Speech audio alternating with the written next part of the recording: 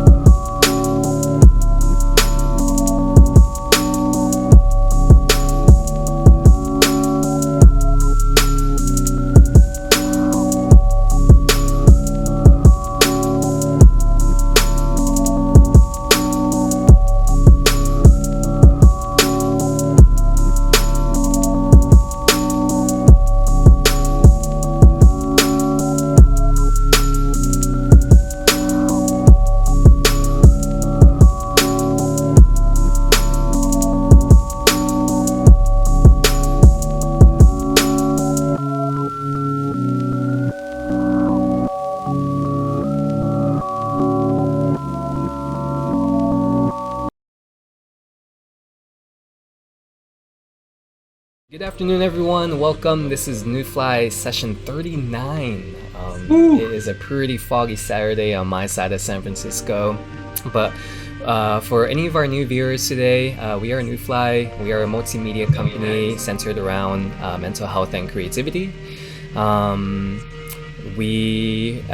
this Saturday session, we have a very special guest, our friend Kelly. We're really excited to host her. We have a really exciting episode for you guys today. I am one of your 4 hosts today. My name is Daniel. I'm the art director here at Nüfly. You can find me on Instagram or Twitter at Dakfu. I'm going to hand the microphone over to Belinda. Hey guys, what's up? I'm Belinda, also known as _ZenRabbit. I'm the editor-in-chief and video director here at Nüfly, and I'm super excited to host Kelly today on our Saturday stream. It's gonna be a good one. So I'm gonna pass the mic over to Kaz. What's up, y'all? Good morning, or it's good afternoon. Sorry, but happy Saturday. I'm really excited to have another tattoo artist on to the podcast with us today. She's very sick. She's a classically trained artist. I'm sure she'll give her own intro too. But I hope everyone is so far having a good day. And I'm gonna pass it to my man Don. What's up, y'all? Happy Saturday. It's cold. You find me at _YoP. I do a visual designer here at Nüfly, and we have an exciting show today. And we welcome Kylin. Yay, a little round of applause.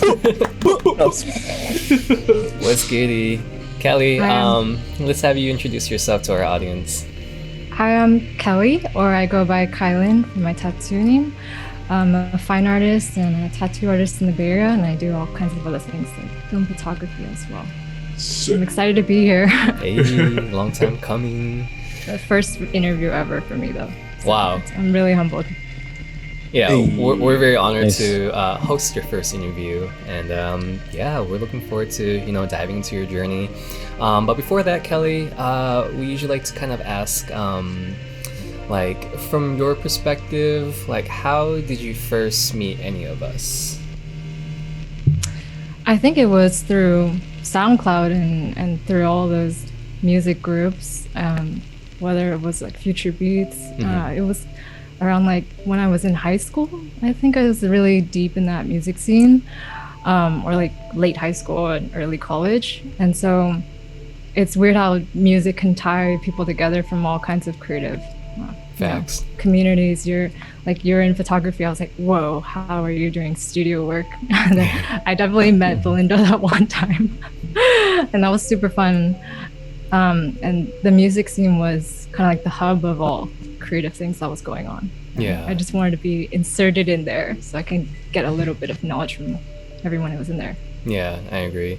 I think like specifically it's awesome that we were geared towards more like SoundCloud music, right? Like there are of course a lot of venues in San Francisco playing like a lot of different like songs, but then it's usually like progressive house or like your top 40 hip hop. There were only so many shows where there were like this culture or community of SoundCloud fans, whether it be like K-Tronada. Bangers only. Yeah, bangers only. Bangers only, dead ass. Well, that was actually a thing, but I'm just mean just bangers only. No, for real. But I'm sure like from our perspective, we were kind of looking for this community, right? Like IRL. It's really different when you experience like music in your own kind of like comfort, but like going into like a venue and like seeing like even like around early 2014 2015, like Selection was popping. Like anytime they had a show, they were popping. Yeah, Or anytime, and there's other crews too. yeah, there were There's a lot of other Team Supreme. Yeah. the other ones in the Bay Area were like HWW or HWW, or what was it? HWNW. There's a whole bunch of squads. I love that time. Who was the one that at Falcons was on? I think was Falcons not solo? No, he was with it was like his friends. They're all like, I forgot the name of their group though. They had a poppin' ass set. But anyways, let's but for my recall, I think the first time I came across your work was through First Year. Big shout outs to First Year. They were Big also shout outs to First Year. Yeah, shouts to Jackson and Rowe. They were the first music collective that gave Jared and I our first opportunity to DJ, not at a tech company event. But yeah, I think just like coming across your work for the first time, it was like exceptionally well, and I was just like, yo, I need to see more of this work. Like, how can I follow you? And I think we connected over SoundCloud. And then it's dope because I think how you and I connect really well was like our kind of fascination with Asian media, right? Whether it be movies, but also like specifically music too, whether it be like J-rock or like K-indie. These were like really niche kind of genres that I sometimes did feel a little isolated about, but over time I think like intuitively like you kind of attract people who have similar tastes to you, and I think it's just really cool how, like you mentioned, music does bring us together. For sure. I definitely think all those hidden niche communities is where you really find the people who do the most digging. Like, True. All of us probably dig crazy music or crazy references, and I'll talk more about that when I talk about process, but it's super nice to find people who are just as equally interested in everything around them, and that's the community you kind of build around. Exactly. So I guess like let me start off with one of our first questions that we usually ask our guests. We know that the pandemic happened. We want to kind of center around that. Our team, the way we kind of experienced it, like since we're in the gig economy, it affected a lot of our income sources. We felt really like anxious during the first couple of months, and we were fortunate to have one another in our team to kind of like be there for one another and create something out of our feelings of anxiety, which led into Care Package 1. How has the pandemic affected you, and how has your mental health been as of late? Oh, so the pandemic hit after I just got my feet wet in full-time tattoo work. I was apprenticing for basically like most of 2019, my senior year of my last semesters as well for art school, and that was rough. I was like, oh, I'm really ready to get my feet wet and be a full-time tattoo artist for 2020. And then after like 3 months, like not even 3 months, 2.5, it was like, oh, it's bad. I mean, it was bad in Asia like in January, maybe earlier, but when I hit US, it kind of just halted everything. So no more tattooing, definitely not. And then when that quarantine hit, I'm kind of like, I really had a chaotic point because I was like, I didn't paint at all after I graduated. I graduated December 2019. So technically, I didn't even have a graduation ceremony yet. Oh, shit. I'm sad so because I was supposed to get to wear an artist beret for my graduation fit. Shit. It's Yeah. all black. It's sleek. I don't want to wear it. That's the reason why I went to art school, is to wear that damn beret. So hopefully next year. But definitely when I hit quarantine mode, I've scrambled to try to find something that I needed to do. Because, I mean, artists, in a way, we're really good at being by ourselves. Yeah. But the problem is when you're by yourself, it's like, how do you figure out what to do? And not feel like you're wasting your time. Or like, so I spent like a month just learning Chinese. I was like, maybe I'm just gonna be really proficient in Chinese. And when I go back to Taiwan, I'm be like, oof, like there it is. Watch it out. Yeah, I studied like my ass off for like a month until I realized like I'm burnt out and I haven't. And I was, in a way, it was a reflex because I was scared to go back into painting after I graduated. Mm-hmm. I was scared because after the whole senior show, I was like, that's it. That should be it. Secret Library, that's the culmination. I don't Dope really show, know by where the to go way. from there. Yeah, thank you for coming. But I didn't know how to go, like where to go from that show. So it forced me to figure out. I took a break from drawing, took a break from posting on Tattooist Kylin, and then I started to figure out photography and painting and what I was looking at. So the whole kind of summer, it's like 6 months, right? I was like, oh yeah, I'm doing great as an artist. I would tell people I'm like thriving. I'm thriving painting inside. I didn't see outdoors. Your girl didn't go out at all for like 6 months. Cave mode. And Cave until mode I for a came few out of minutes. it and they're like, we're reopening. You ready to tattoo? I realized like how much the media kind of like poisons you a little and make you super scared. And I was shaking. I was like, oh, I don't know how to get into the world anymore. Like all I know is that like the media There's COVID. that's in social media, like COVID's gonna kill you if you walk outside. And tattooing is like the closest to contact you have with a person. Yeah, Pretty yeah, much for sure. swimming in their liquids. Yeah. Whoa.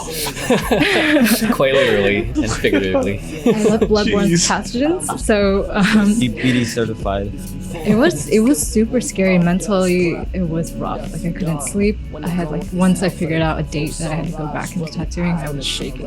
Wow. Like, because I was so used to like, I just want to be a painter, and that's like, maybe this is what Their I should be foundation. doing. Yeah, painting is like the most 100% honest part, versus like a illustration, which is kind of a little bit mixed with other things. But it's the fear of being a painter. It's like there's the income, like you said. That's the reason why I started apprenticing for tattoo. I didn't know anyone at Black Serum. I didn't know anyone in the SF tattoo scene. Yeah. And it's definitely not really looked up on. Like it's not something to be proud of in the fine art community. It's Oh, still really? considered very like low art. Dang. I mean, we're talking about fine art as in painting. Yeah. Yeah. Like You're gonna get a exhibition lot of galleries, like, etc. yeah, like, Yeah. you're gonna go do a residency, and you're gonna go do gallery stuff, right? You just need to Very paint every day. classical. Right, and then I was like, I don't paint every day, and I don't paint from my head. So what do I paint from? And how am I gonna make money? And every time you think about it, like, you can't have this like fantasy that you're gonna be a painter and not have a game plan, like a Yeah. backup or a side hustle. You're gonna need a side hustle for those like paints. Yeah. That's expensive. What made you choose Black Ceramic to apprentice in? What So. brought you? What draw you? Oh yeah, so Black Serum was fine pretty artists. relatively new. I think it was established like 2017 or something. It was. I didn't know any single needle tattoo places in SF. I didn't even know there was a single needle tattoo scene, because I got my tattoos. My first tattoo was single needle as well in LA at Shamrock. And Who from Shamrock tattooed you? East. Oh wow. Yeah. always want. I always want a tattoo from Mike Mahoney's. So, Really? Yeah. Me too. So I was like, he's just the coolest okay. fucking dude. I know, and that place was really cool too. But yeah, so I didn't know anyone. I didn't know there was a scene. I thought I had to go to LA. LA for sure is like the hub, as well as like New York. Yeah. And that was when I was for 18, sure. just turned 18. I was like, oh, I want to get a tattoo. Let's get this like single needle. But that was my first experience. So when I looked around for tattoo shops, I stumbled upon like an artist named Sai, and I started seeing a lot more like Asian female artists, tattoo artists, which is something I didn't really see. All my tattoos on me are done by men, and really well done too. But I never got to see like myself in this industry until I started finding a lot of like Asian female artists and illustrators becoming tattoo artists on Instagram. So I kind of just submitted my portfolio, which was all paintings. I'm like, I can paint nudes. Will that make me a tattoo artist? So, and luckily they were taking apprentices. Because I mean, I've seen what kind of like portfolios come into a shop and stuff, and it's like sometimes it's like good, but if you're like really painting and stuff, you'll really stick out as far as like you know, because obviously you really do this like art, you know. So I'm sure like whenever they saw your portfolio, it was like, okay, she's really serious, you know. She has some artist wise, yeah. Because some people want to be a tattooist just to be a tattooist. Yeah, but not every tattooist is an artist. That's true. That's really true.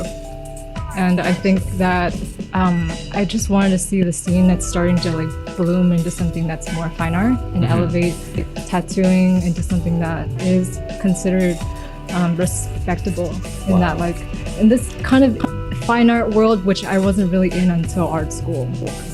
I didn't even know art history before art school. I just painted from my like one Chinese teacher. We spoke Cantonese to each other. Nice. Yeah, so like I painted landscape, painted still life. So was it a certain style of painting? Yeah, Impressionism. Nice. My first copy in oil paint was Monet's Haystacks. Wow. So you can see a lot of that remnants in my work. Did your Cantonese teacher teach you a certain way, or was he just kind of just guided you? Like, he just kind of like on my weekends and all my free time, I would just go there and be like, draw this cube. Okay, draw this bus now. Still life. Okay, do some watercolor and then do some like, and then get into oil painting. And he was like, screw the acrylics. But Asians have bars on watercolors. Like, bars, yeah, for sure. I mean, that's where it kind of like originated, you know. Like. Yeah. So I was doing that like all my school years, at least with that teacher.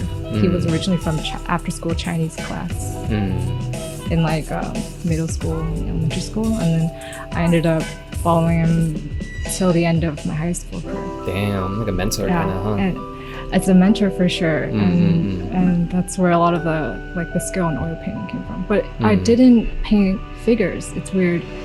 I always painted also from mostly photos, and occasionally we would do in plein air. We would paint outside or something. Yeah. I hated that shit. There's so many flies that get stuck in the painting. I'm like, my God.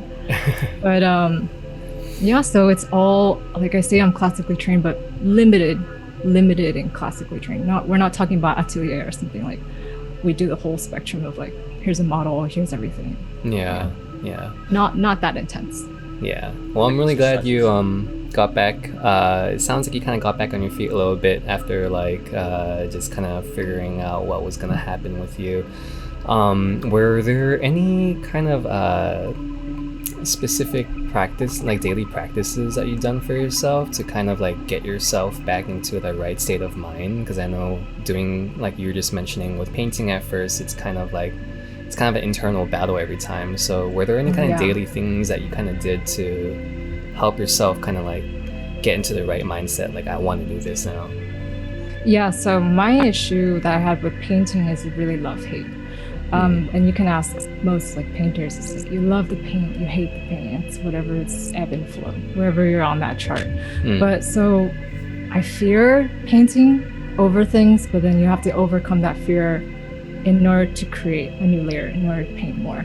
So in order to kind of like buffer that, I would do illustration work or sketch work, which is what happens to be in like more like tattooist Kylin and just like part of the community. Just to get myself like mentally prepared, because you have to build up your confidence before you can kind of like tackle things sometimes. Because with at least my art, it shows when I'm not confident. It shows that like, oh, I don't believe in this stroke. I won't pay attention, and then boom, it doesn't have any feeling. Wow. I just erase the whole thing. Then you have to just scrap it, start again.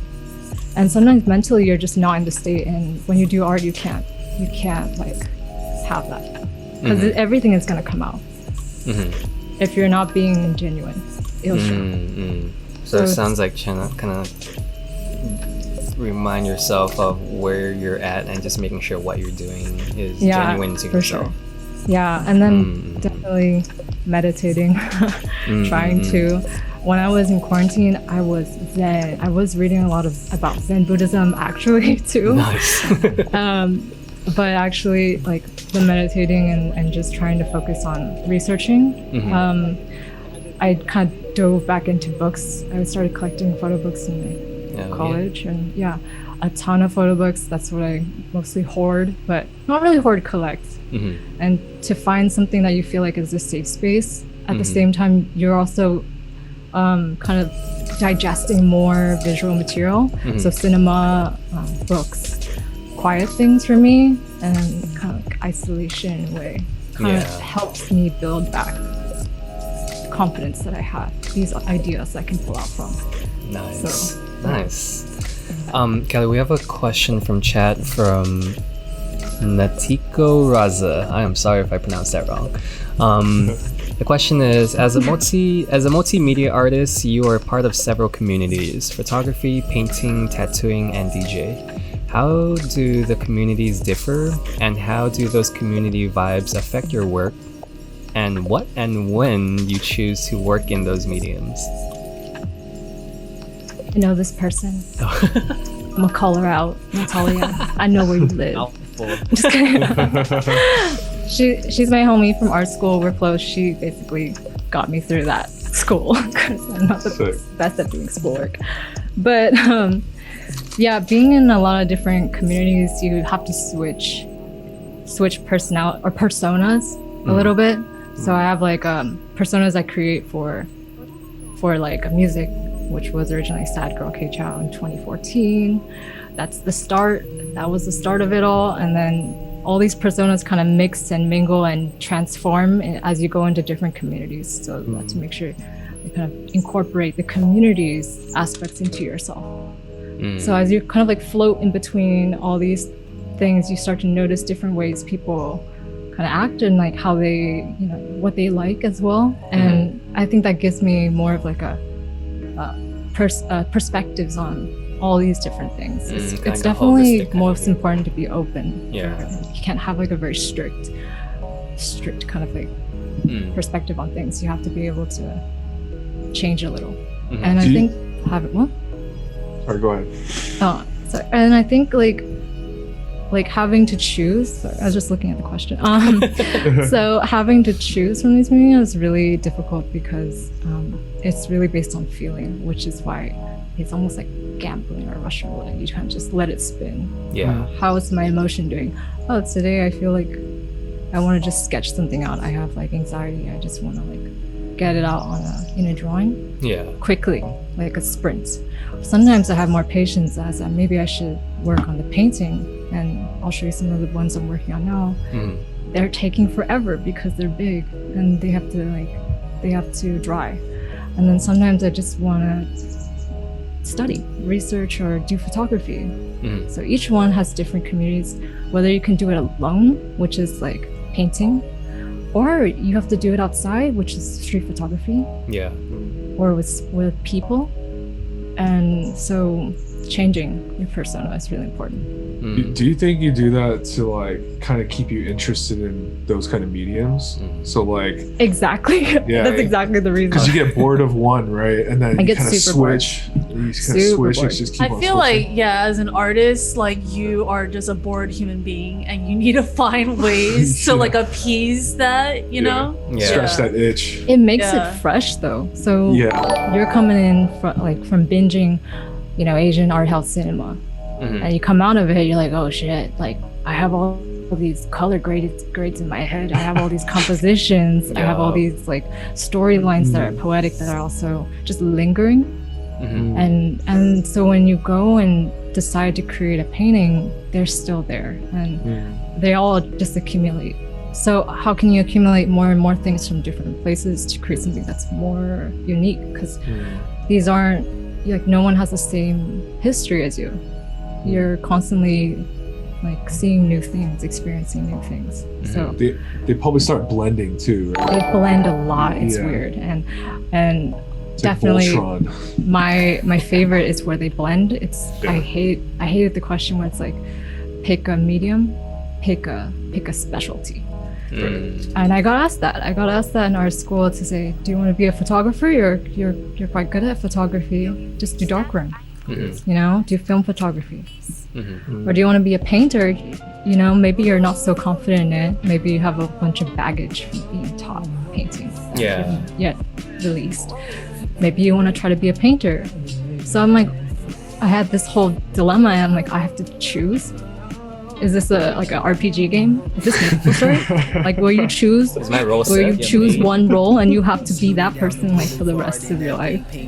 That's terrifying to me. I was like, no. And for that senior exhibition, I was like, I don't want to be like a painting exhibition. It became painting, drawing, and photography. Yeah, I noticed you kind of blended like some different mediums. I saw that you even did some painting compositions that are very parallel to cinema. And I think that's where like the crossover happens. Don brings up a really good point. That's something that I even personally do myself. Where like I can do one thing for a long time, but yeah, it gets boring really quickly. You know, if I'm doing like, for example, poster design for a couple months with this team, as soon as that's finished, like I'm itching to just like do some photo retouching, you know, and I think it's really beneficial for any kind of like new artists or even old artists to continuously try to push your boundaries, to more importantly find out the type of avenues to express yourself, because there are a lot of limitations on a lot of specific mediums. So I think it's really cool. Like find all the interconnectedness of everything too. Yeah. You know, like they all tie in together. Yeah. And when you know about one medium, it gives you perspective, and it also allows you to be empathetic to that person, because there's a craft and there's an art to it, right? I remember in film school, I like did every role in a production. You know, like I dabble a little bit in costuming, dabble a little bit in, you know, set design, you know, like things that just refreshes your mind, you know, and like helps you develop more, and it just helps grow you. Yeah, I do think, you know, being in those different roles makes you also confident to know more about the things instead of just from one point of view. Yeah. So like seeing the whole aspect, and I think that relates more like how I see painting, because I hated looking at painting from where I was as a painter. Wow. I couldn't see it. It was completely foggy, as if you don't wear glasses. Wow. It's because there's too many people looking through me, and there's almost like when you paint, you really don't want anyone else in your brain. No one, not even yourself. Wow. So I paint nowadays to just remove myself. Like, I don't want to be there. I want someone else to be there. But it's still what I see. So It's just deep. yeah, shit, it's deep. So You guys remember that painting in Where the Dreams May Come, that Robin Williams movie? Did you guys watch that one? I don't recall that. His wife dies and she was painting this like huge like piece before she left, and then she enters the painting in the movie and he tries chasing after her in the painting. that's tricky. And like Cuba Gooding Jr. is in the movie, and like his spiritual guide. Yeah. Bro, this movie is like beautiful and it makes me cry every time. Damn. It He dropped. starts like touching like through the flowers and it's paint, and it starts like dissolving in the paint. Very surreal. In the Wow. yeah, dude. Very yeah. Hey, can you Where drop? Dreams that- May Come, I think. Can you drop that? in the Drop chat, that link. B? Yeah, drop that link. yeah. We're gonna Got take it, one more got it. question before we dive into your journey, Kelly. This question's from Melissa7. Will you ever print large to medium scale things for your shop? P.S. Thanks for the dope tattoo. I think this is for illustration. Sorry, I got confused. I thought this was for photography almost, but I think it's for It illustration. sounds like painting. Will you ever paint large to medium? Oh, paint. Oh, not print. Okay, Paint. I misread that. Yeah. Yeah, I have some paintings I want to bring over to Black Serum. The thing is, I get kind of scared about interior design. Oh. So I didn't touch the walls, and like I told British the owner, like, I am so scared to even put a hole in the wall. He's like, no, put your paintings up. So I'm still building that courage to get my work out there. I'm kind of shy with my painting work. But I hope to have some of these paintings hanging over by the station, because it's really different when you see the painting in person versus a screen. And I used to like, oh no, I grew up with screens. No way, it's the same. But for paint, it's not the same if you can't see the hand strokes. Yeah, that's really important. But I would love to. I think it'd be a great experience. Yeah. Let me vouch for you when I get there. Like, this space needs a Kylin painting around. All right. So without further ado, Kelly, the way we kind of like phrasing this kind of question, we want you to take us back into whether it be during your childhood or during your like early teenage years. Tell us your story of what and how like you started diving into art, and when did it start kind of like connecting for you? How old were you? I started drawing when I was 4. Damn. So when I was young, all my elementary school I said I want to be an artist. Except for the time where I had daddy issues and I said I want to be a doctor. That was a lie. You have daddy issues? Asian daddy issues. But Relatable. So I started definitely with manga and anime. The public library had a ton of manga, so I was on there reading Ranma, One Half Inuyasha, Rurouni Kenshin, Takahashi. and a lot of shoujo too, because a lot of Shonen Jump and a lot of shoujo. And I saw all the drawings. I was like, first step was to copy them. So I would take pieces of this like manga in the library and I would copy them. And that was before anime was cool. Okay, I got made fun of sometimes in middle school, like 6th grade, 5th grade, and they're like, oh, you're on that Japanese cartoon stuff. And they're like, look at y'all now. For real. I mean, look at y'all now getting tattoos. Getting tattoos of anime. But yeah, that wasn't when it was hip in the US. At least, I'm not saying I'm a trendsetter, but I'm saying from my early adopter.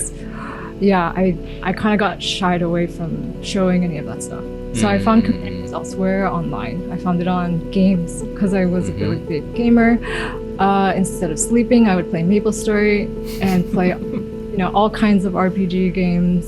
I had DS because I had an older brother. We had, the Game Boy Color. We had DS. Nice. We had all these things. So much so, my parents would try to take away the Wi-Fi, but we found that. We found the modem. Yeah, and we plugged that back in. But we put the modem back before they came back from work. So it's like, we did that. Your secret safe with us. So yeah, those communities online really, and DeviantArt was a part of that. Was finding those people who also resonated with like similar styles and like things they're interested in, and just drawing. So I actually started drawing on the tablet and painting actually on the tablet before I even started painting oil painting. And I painted illustration. I'll show I have a couple of works. A lot of them disappeared, which is the problem with digital stuff. I feel you on that. So I would put it on like Photo Bucket.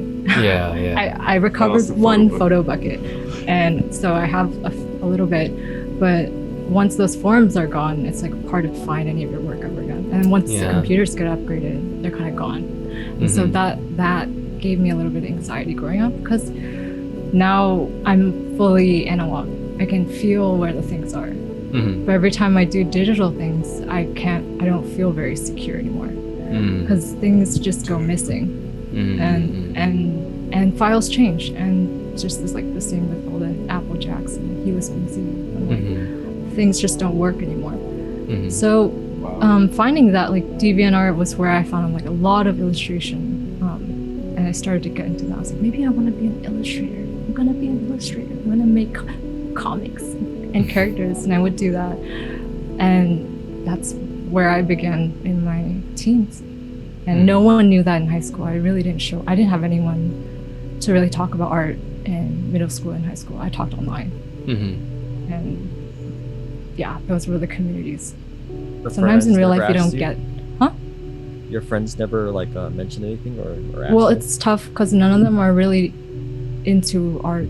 Like it's like seriously, or just like, you know, none of them. At least my friend group.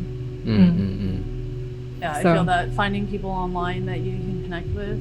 Like Yeah. I was like writing some fan fiction back in high school, and I had like this fan pal Yeah. that like lived in Manila, and we had like these long ass emails that we would send each other like, you know, writings or like thoughts and feelings and shit, like poetry. Like it was fun, man. Like the online connection. It's deep. Same. Shout out to chat rooms. Same. Most of my early friends, how should I say this? Like my close friends were like online friends. I had friends from Texas. I had friends from like Malaysia. But we would all meet like, I think the first wave of friends was through Sumpi. And then we just connected over like K-pop during that time. But then I also had a lot of friends from Anime Renders, which was another forum site.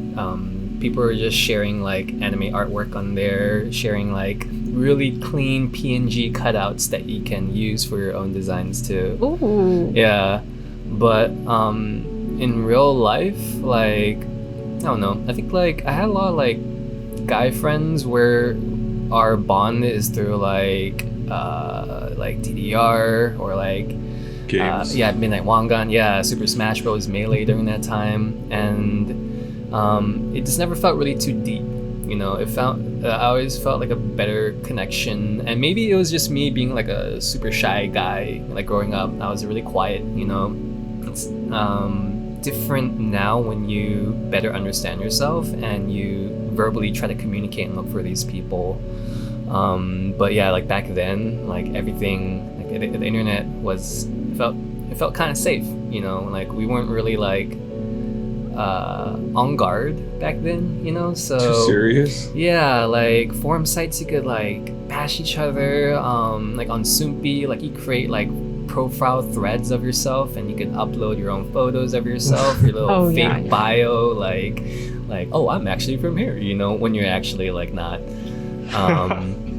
But Were So- you one of those types? Okay. I don't know if I ever did that. Unless I just remember torrenting a lot of shit. I you know, torrented when a it- lot Specific, too. bro. You Is know the what I mean? FBI on this? Like, what? Persona? Okay, alright. It's very specific. Torrenting was in, definitely. Yeah, Yeah. torrenting was super sick.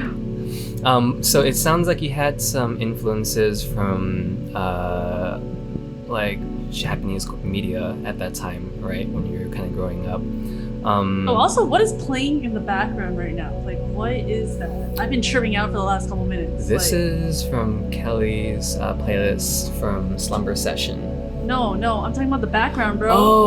What is this background that you got? Oh, What okay. is that? So It's begun. yeah. This is from Long Day's Journey into the Night. Okay. And there's like a 90-minute single take dream sequence. And it was just one of the art house films that Kelly had in her when she was giving us some concepts. And I actually clipped this when I was watching it like about a month ago. So that's what you guys are seeing right now on Got Twitch. it. Alright. Yeah. Like, It's trippy. It's good. I just wish I had it in 3D. I know. Yeah, so Kelly, like during that time, how did you eventually start like taking illustration like more seriously? This sounds like this was around your teenage years. Yeah. Yeah, so Um, walk us through that. Like how did it start like to get more serious, that which eventually led into you going into college and Right, it sounds like kind of right, for pursuing sure. a degree in art. So all this is where I start to split in many different aspects. That's when I started peaking at like my oil painting. I started hitting like, oh, I can really paint what I see. Like I can do it now. I know the technique, like pretty memorized it. But that's when I started to feel the most like dead inside. Is that weird? Once you hit that level of technique, you're just like, I have nothing that excites me anymore. I mean, I'm not trying to sound like I know everything. It's more like that realm of oil painting it's done. Yeah. Done for me. Yeah. So trying to figure out where to go next, it was more like, what are the things around me that are also creative that aren't painting, that help me express myself? And that was illustration and that was music. So that was around like 2014 when I graduated high school. I hit like that level of painting. I was like, oh, I'm ready to go into the professional painting world, but I'm also dead inside from the emotions I couldn't express anymore. Damn. So technique and emotion kind of just split off on painting. Because I never painted for myself when I was with the mentor. I always painted studies, or I painted like, homework in a way, or I painted commissions for my parents for them to please other people. As Chinese parents would do. You want a painting from my daughter? I'm like, but they didn't do that often, thank God. But it wasn't anything that was from me. It was mostly just like, here's a photo. Can you paint it? Yes, I can. And that's it. Wow. So the other things that I felt had my emotions in it was like sad girl K-Chow. And that's when I created the persona to like embody all the trauma I had and like mental health, where to put that. And I drew this little, I'll have like a little slide of it later on. I had this little drawing of like that SoundCloud heart or something, an Instagram heart, just like 0. And then I just started on that. I'm like, okay, now I'm sad girl K-Chow. I no longer want to be just K-Chow. I'm going to be sad.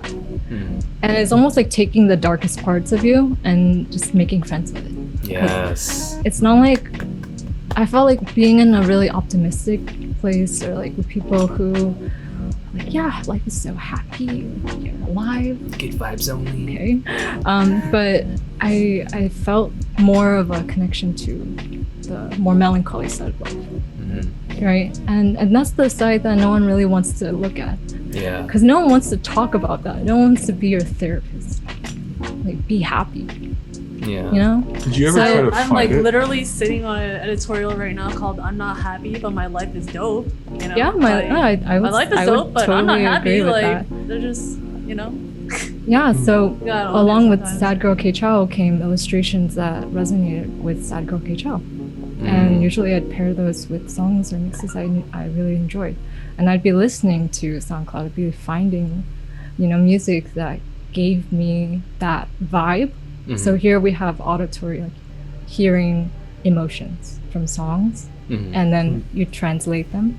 And you take a dump on the paper, which is the drawing. I always say that you digest it, you take a shit on the paper, and that's the emotions translated through you. Like, wow. So try to give you an analogy, but Does it go away though? does it go away?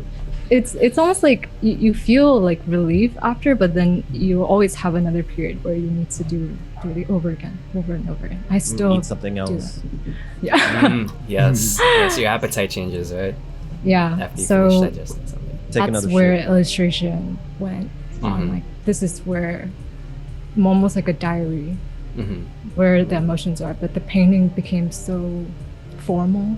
It almost became like a desk job, so I didn't want to touch it anymore. When I went to Davis, I know how that feels Do you like. think it's because like money got involved? I hate money.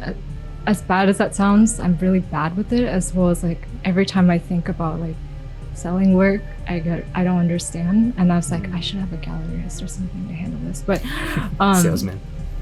I am more of like a purist in a way. I just want to do art. Like, I don't want to Yeah. think about anything. Making Yeah. a I living. feel like it makes it cold. Like, Putting it a makes price tag on everything.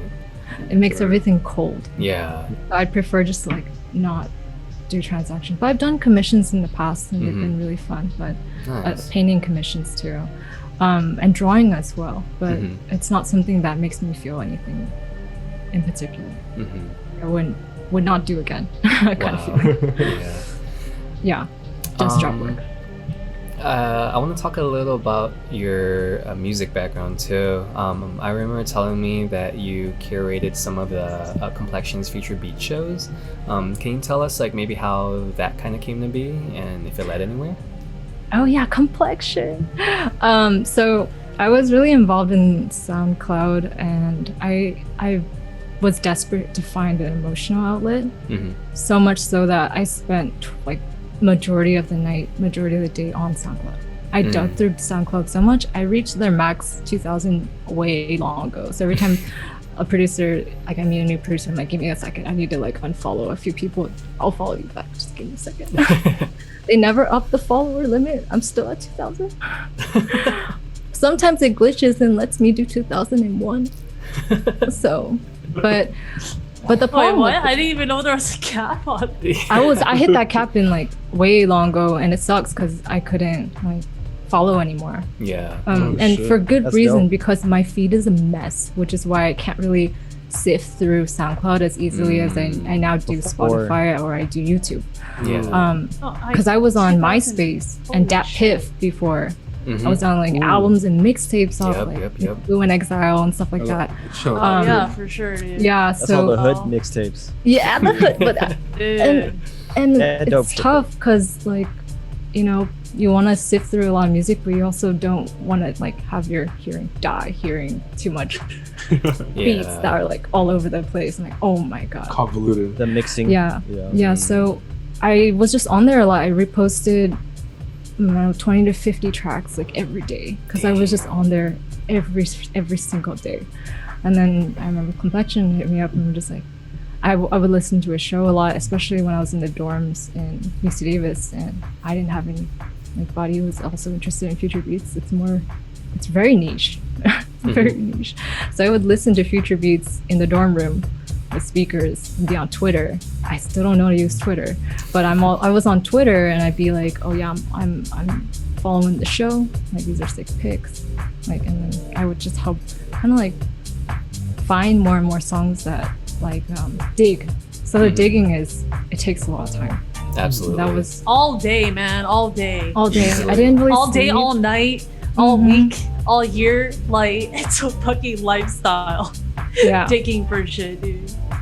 Yeah, but I wish, SoundCloud right now, either I have to make a new account or I have to figure something out because You gotta start unfollowing people, bro. I don't know how you're following 2,000 people. Like, I'm following like 150 and I'm still overwhelmed. I'm like, people are reposting shit all the time. What is happening on this feed? I don't like the repost. Like, Me too. yeah.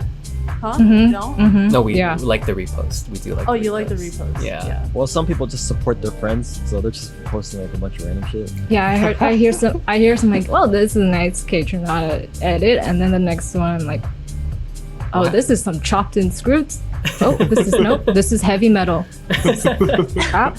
And there goes my eardrums. Yeah. I give Instantly people turns like me 5 or 15 seconds, and then I'm like, is this good? Okay, no, next. Yeah. No, next. Like, But I do think that community on SoundCloud was so integral.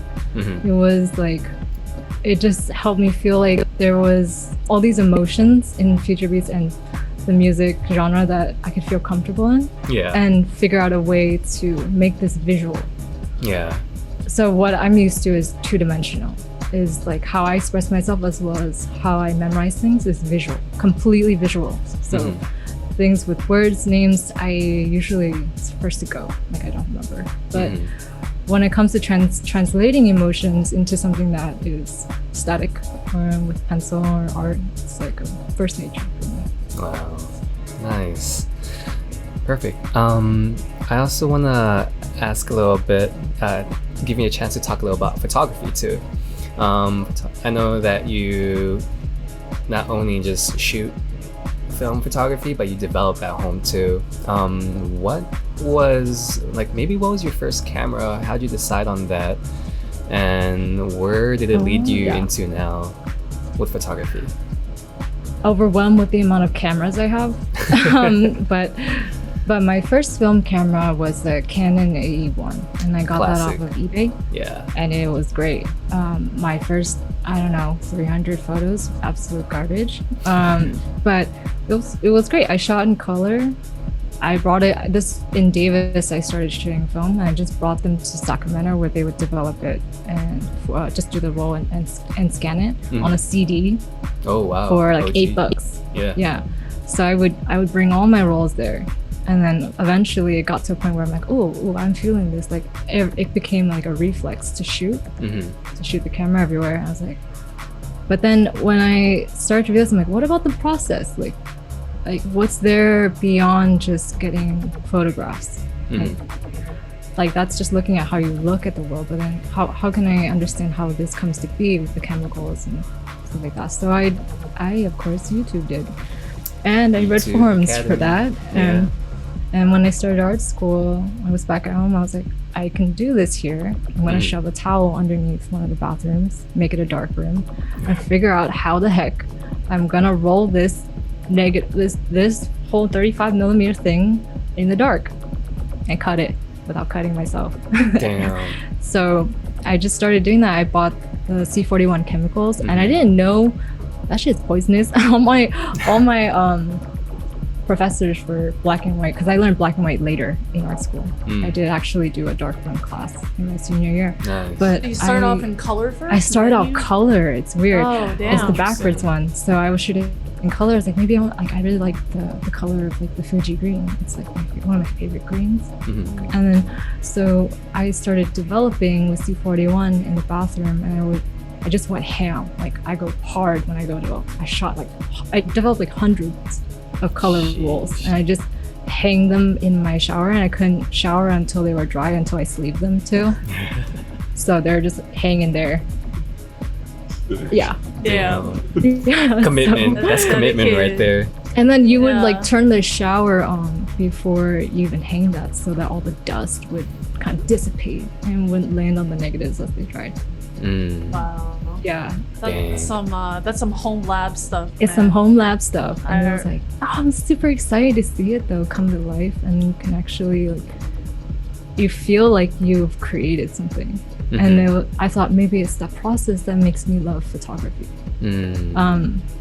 And then the more I got into photography as darkroom, I was like, oh, is it darkroom that I'm interested in? Because I'm closer to like a painting or print, maybe it's closer to painting on in photography. Well, when you're like developing film, is very physical, you know? Very and physical. it's really fun to like swish the liquid around, and that could adjust how contrast. I mean, I thought it and all it's coming smelled out. nice, and that's weird because the color was just bleach. I'm like, is this why we're not gonna live long? Yo, I also really like the smell of gasoline.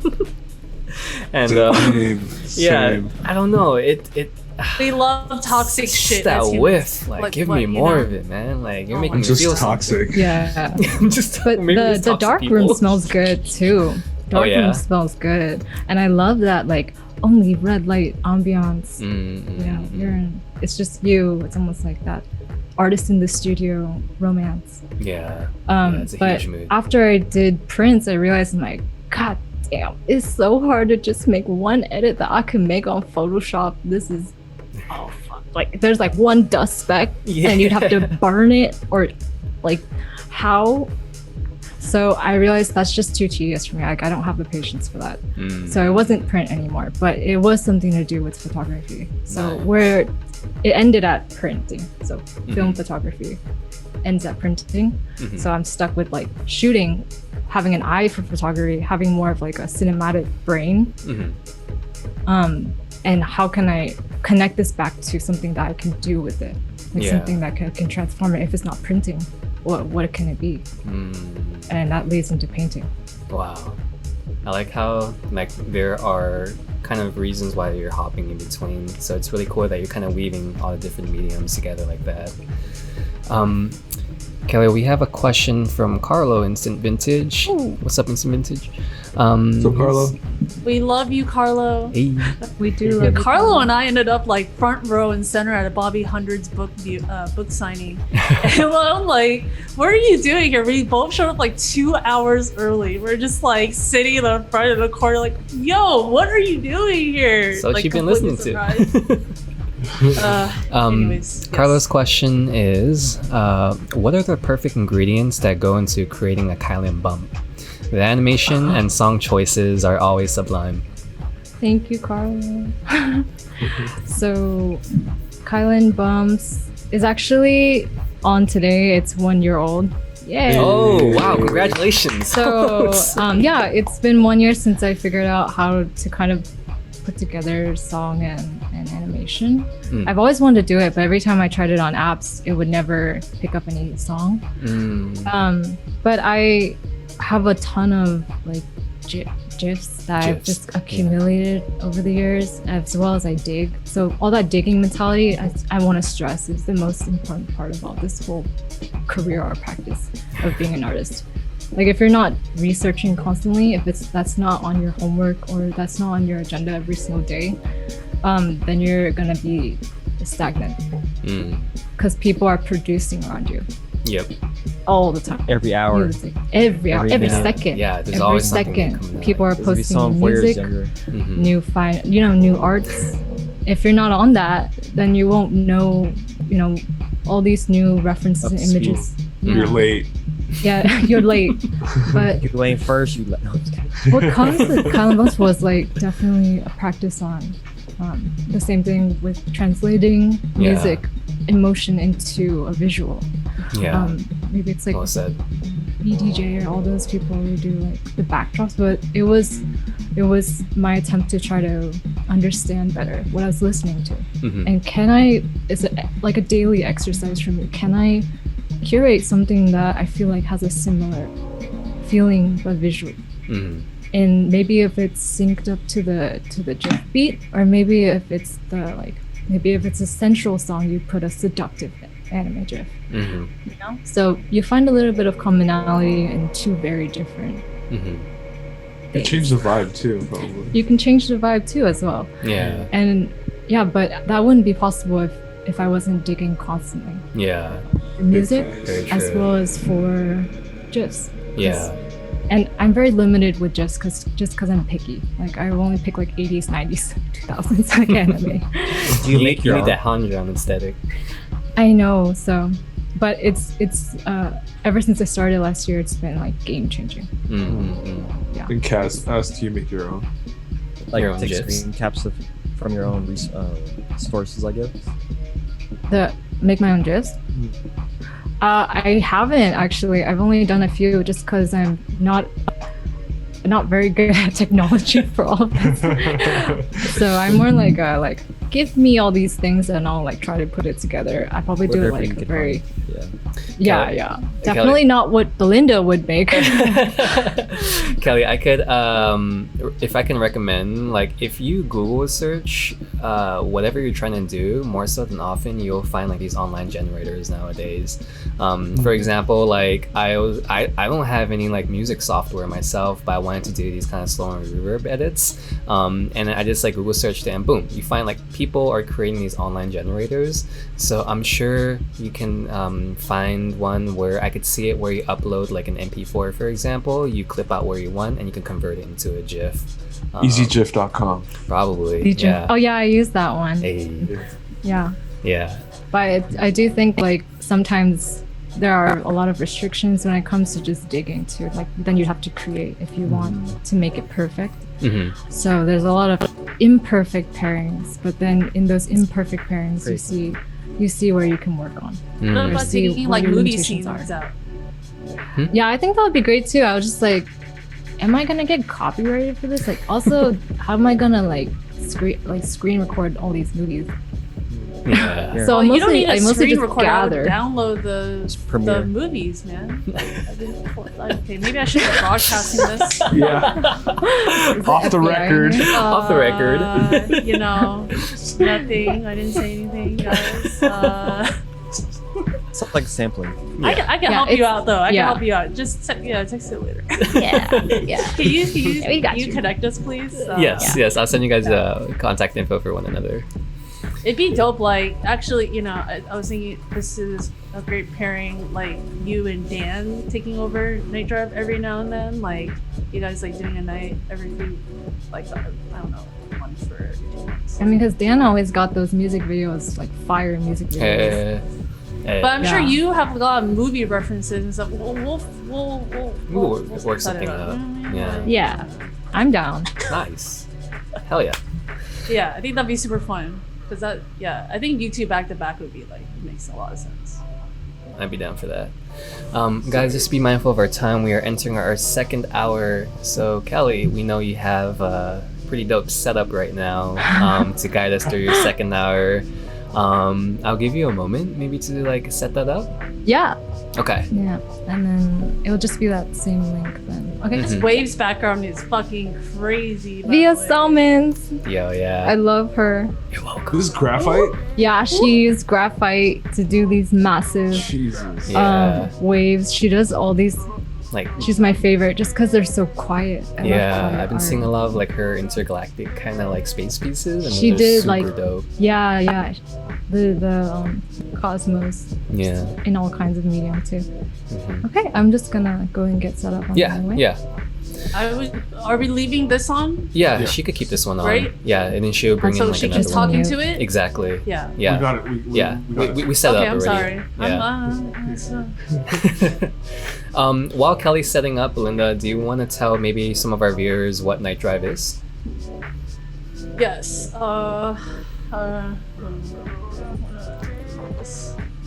I can help I you too.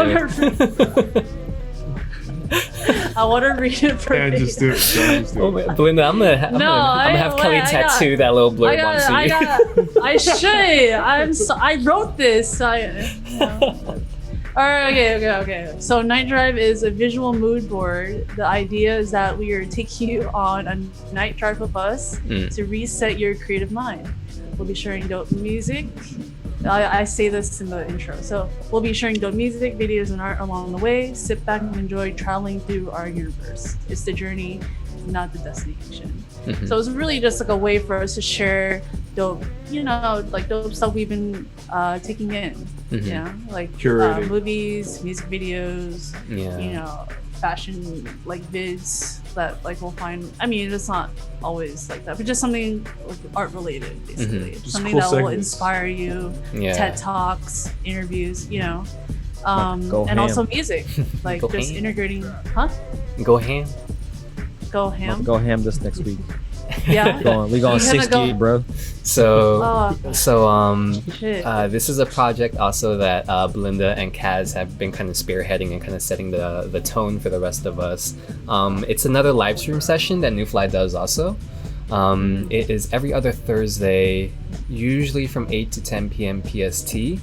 Belinda usually starts it off, and then Kaz hosts the second one. But just like Belinda was saying, it's an opportunity for us to kind of give you a taste of what we've been into, kind of like a little snippet of our universe, whether that be through music videos or juxtaposing visuals with some audios, or also kind of like sharing like videos that just have impacted you. We encourage you guys to check it out. It's really chill, it's really laid back. We're basically all hanging out together, and we hope that you just kind of feel like you're getting a seat reserved in the car that we're driving, and we basically have the aux cord. Yeah. Basically, just get in the whip. We're riding out. Like, Let's go. Yeah. Yeah. And we said it at the same time. Anyway, but from time to time, they also have guests on, and they share their kind of taste too. So Yeah. it's a cool show. You guys We should check it out. got Leah It's becoming a Choi format. a few weeks ago, who manages quickly, and she's like got a huge spot in funk. I keep saying funk. I was like, funk or funk? It's like funk, dude. I'm like, okay. And I had to like look it up recently. I was like, oh, that's the exact kind of music I like. I just didn't know it was funk for some reason. I'm not registering that. Oh shit. There you go. Yeah. You guys are asking me questions, bro. Okay. All right, Kelly, we're bringing you in. The rig. 1 second. Oh, echo. Matrix. Okay, can we turn? I'm gonna mute you on your phone. And then, Kelly, if you could unmute yourself from the Yeti. Yep. There you go. It's actually kind of weird to have the no video on her other. By the way. Oh, I'll have video on here. She just, yeah. Oh, there we go. There she is. Sick. Nice. So Dan, you want to kind of tell the viewers our new setup? Her. Can we make that horizontal, by the way? She has Why to is it turn it a little vertical? Oh yeah. It has to switch somehow. Kelly, do you remember how you did that? Where you switched the orientation from portrait to landscape? Yep. There you go. There we go. So, for our viewers, just for some context also, this is Kelly is our first guest where we're incorporating this like second this second kind of perspective.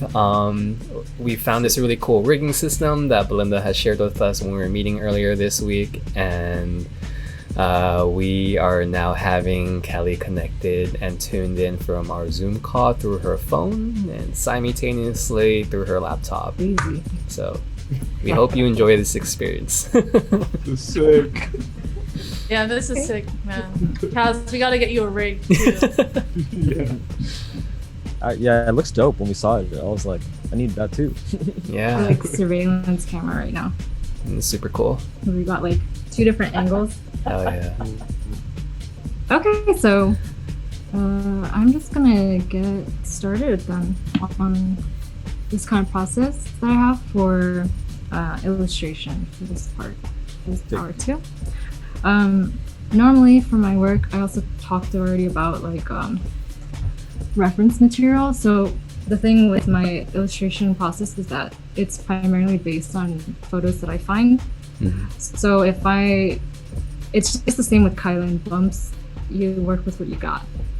I used to do illustration just from my head, and that kind of illustration you'd want to like create stories. But now that I realize I really don't have any interest in the stories, I just want the emotion, like just make it raw. So I can show you guys a little bit of some of the things I have before I just jump into the drawing process. This won't really be a drawing tutorial. Oh yeah. I don't. No, okay. Yeah, this is gonna be mostly process. Great. So I'm sorry if you guys think this is a drawing live stream.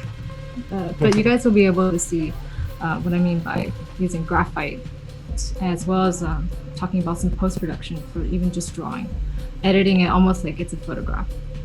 So I would stress that if you're doing illustration work, to have sketchbooks on the side that are for other things as well.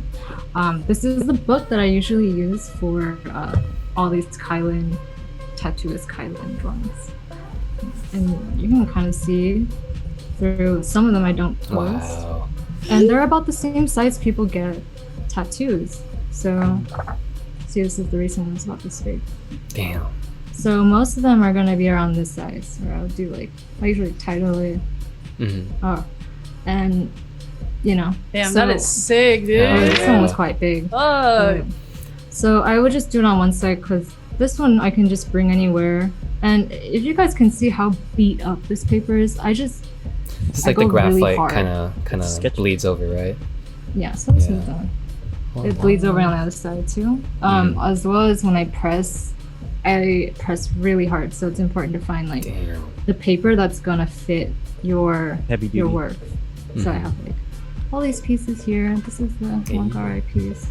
So you can kind of get a feeling of like how big I do these pieces, and when my clients ask me for the size, I'm like, wow, you're really spot on. Like you really got it exactly the same size as what it was. Yeah. Nice. But aside from that, since that one is like, okay, when I find a reference, when I have an emotion, I'm like, oh, let's just try to hash it out. Let's see if it'll work. But I don't have those sketchbooks where it's kind of like all over the place. You can have like freedom on the page. I'm very like structured. Like one sit at a down. time, right? One at a time, because that's already just like one project in itself, Yeah. even though it's not painting. And then for other studies that I do, so this is more, I would consider Kylin drawings as well as like kind of a study in a way, emotional like outlet study. Wow. Or I would have like gouache. I mean, it's important to just abuse the sketchbook. Like don't. So this paper isn't watercolor paper at all. You can see how it's like crinkled up. But that's what I like about it, because I had watercolor sketchbooks that completely made me scared.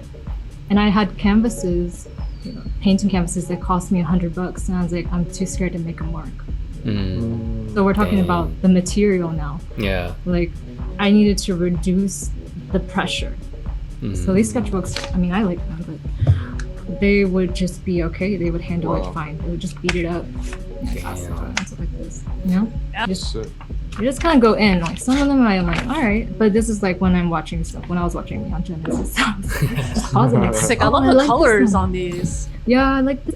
I was like, so I might even see if we have time to do like a small Wow. color study, but you'll see a lot of the influence from cinema or even anime is from color, having Yeah. some green come in, and Yeah. having these kind of like palettes go into painting. Because I didn't really connect to a lot of like old school portrait painting palettes or something. So the next step was finding like cinematic color palettes to paint with.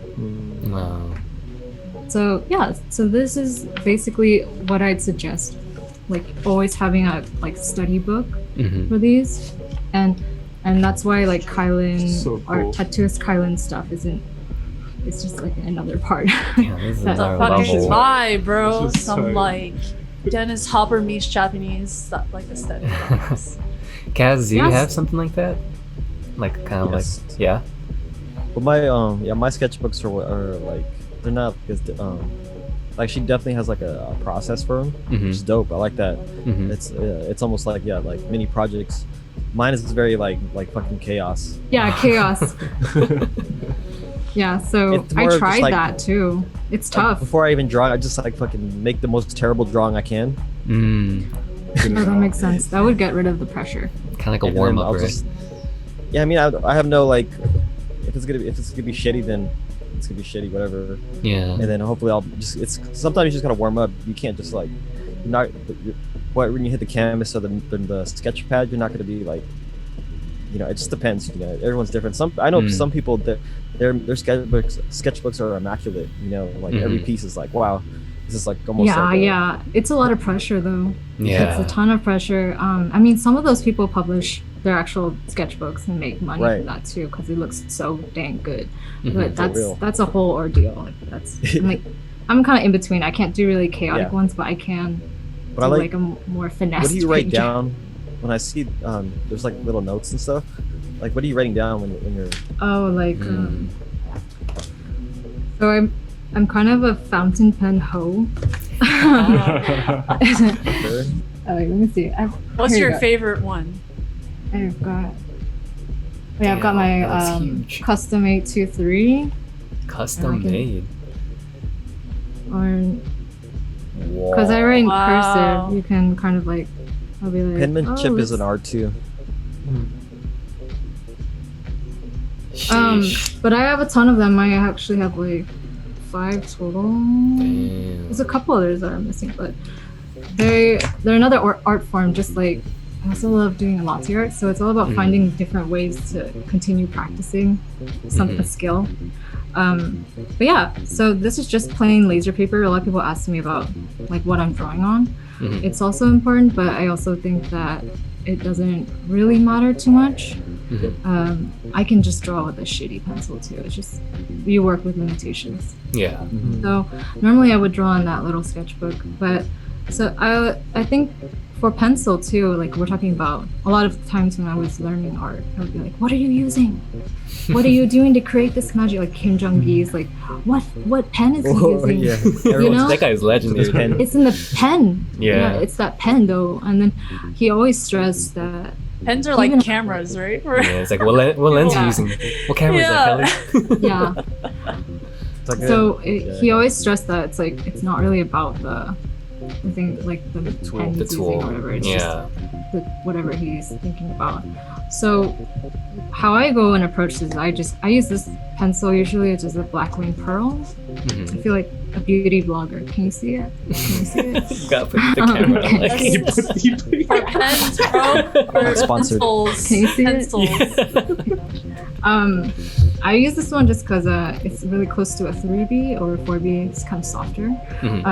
But any pencil will work as long as it's scratched. I usually don't use a harder pencil because I scratch up the paper. I go hard on that because I want a pure black.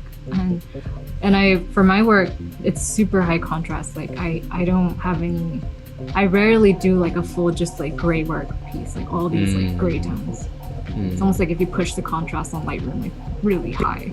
I see. So when I'm drawing, normally I would look at, I have like a reference here, but it's on the iPad, it's huge, but I'll try to just draw it out for you. All good. Normally I just go from the shape and kind of just like go hard. So I would just draw the darkest parts first. I don't know if you can see that.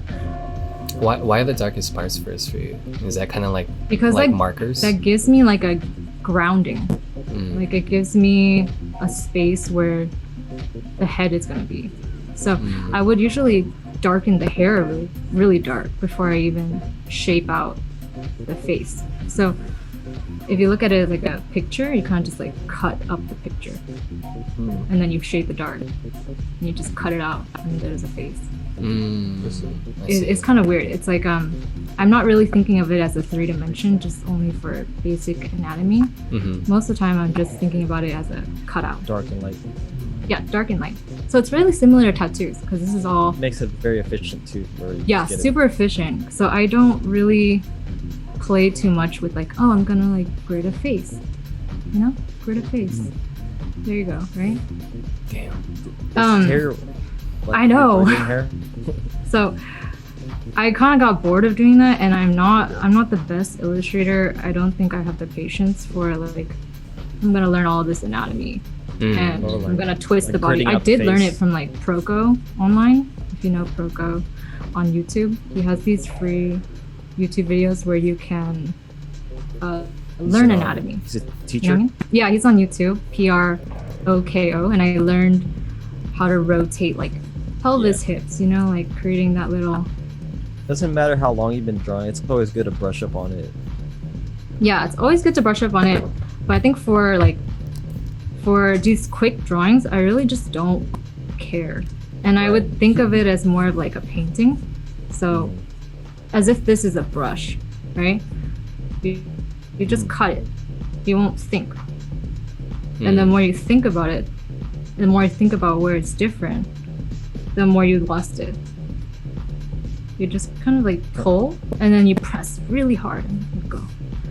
So what happens is this kind of like ink Asian, because I studied a little bit of Chinese painting in Taiwan.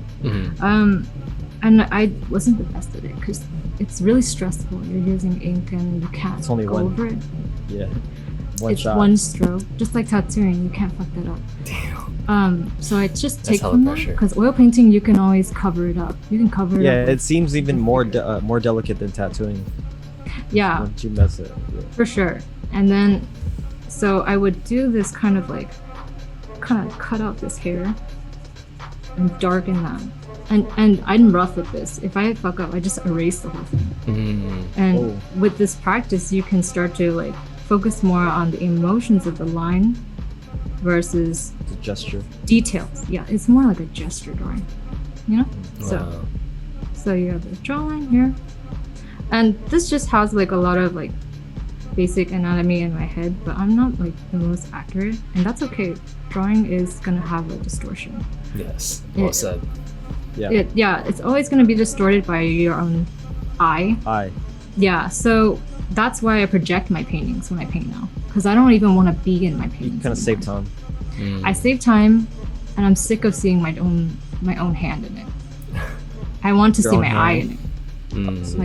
Like I don't want to see where I'm changing things. I can see it in my drawing though. So, and I love to do female portraits just because they have like a lot of hair to work with, and that's where you can start to be very expressive.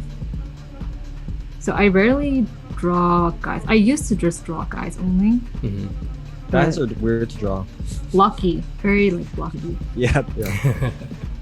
I remember seeing those kind of like YouTube like anatomy tutorials. Like they're like guys are, just like specifically like the Marvel universe. Like everyone's a square, dude. Like they're like But rectangle it's easy to blocks. learn. That's the thing. Yeah. Super easy to Their learn. torsos and their hips are like. Yeah, into a V shape, like hella in. Yeah, so when I was drawing guys, super easy. You can just draw a bunch of cubes like Legos, and there you go. You've got a dude, and give him some pecs. And there you go. But I struggled so much with females because they have more like fat distribution in a way where it's hard to tell like how to make them soft. Lineal. So you're talking about like hips, right? You're talking about like all their features more rounded. So it's tough. That one was more tough. That's the main for me. difference too, is their hips. They have that The wider hips and birth- also like the and the waist. neckline is important too, right? I realize whenever I try to draw girls, they end up looking like guys, and I think it's because I draw the neck a little too chunky. Like feminine necks are from. I mean, their chin. Yeah, my hot take on it is that it's very delicate. Like, and Very I delicate. can't find like the right kind. I don't understand the right curve to do it, and like I just draw like kind of butchy looking girls, but hey, I finished. I know what you mean though. Yeah. It's hard. the line. So you get for one line wrong. clothing, it's for me. I love fashion editorials. I also dig a lot in fashion archive. Not really because I'm like very fashion forward. I think I'm pretty like minimalistic. I just wear the same kind of stuff. But for the fashion photography, Illustrations. what really interested me was how they transform portraiture. Like I think that with portraiture and painting, it's really meh.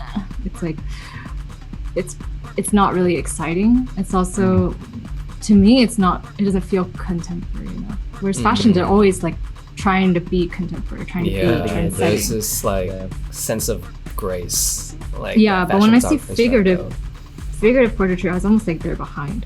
And I think people see figurative painters as kind of weirdos. But I would still paint figurative. Really? Yeah. Yeah, so I usually just cut out the fabric from the shirt and just cut it there, and then just where the shadows are, as if I put a filter on it, I just shade it in. So all these are going pretty fast, right? But you want that dynamic, organic shape, with, like the collars. And yeah, like the neck for females needs to be, maybe you can add some strands of hair or something. And that's why I think that for females it's really fun now that I know how to draw them. It gives me more things, more organic ways to play. Yeah. Versus when I was doing game art, I was doing a lot of like Characters. guys and characters, and they're just like muscular. It's really muscular. Pecs, Right? biceps, Drawing triceps. muscles on muscles. Muscles on muscles, like big pegs. We all When I come was a from kid, that. I used to like superheroes and stuff. Yeah. Drawing the buffest dude possible. Dude, I had one of my middle school friends. The way he would draw Goku, he would just I do drew Goku. open parentheses, close parentheses, and then stack those. It doesn't matter if so. Oh, yeah, So yeah, it okay, kind of that's true. and then it just looks like this like Spikes. massive like inhuman like Hulk like guy, and then what for the every hair, boy drew you just draw Goku. spikes for the hair.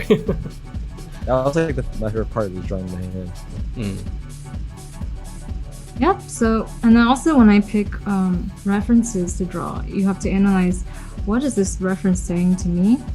What kind of emotion does it want to like talk about? So you'll have a bunch of different fashion or like females in different poses, all kinds of poses. Fashion photography is so amazing, and I follow so many artists and photographers. Even I follow the whole team because they post all kinds Stylists. of photos behind the scenes. BTS. Stylists. Yeah. Yeah, everyone. Hair, makeup.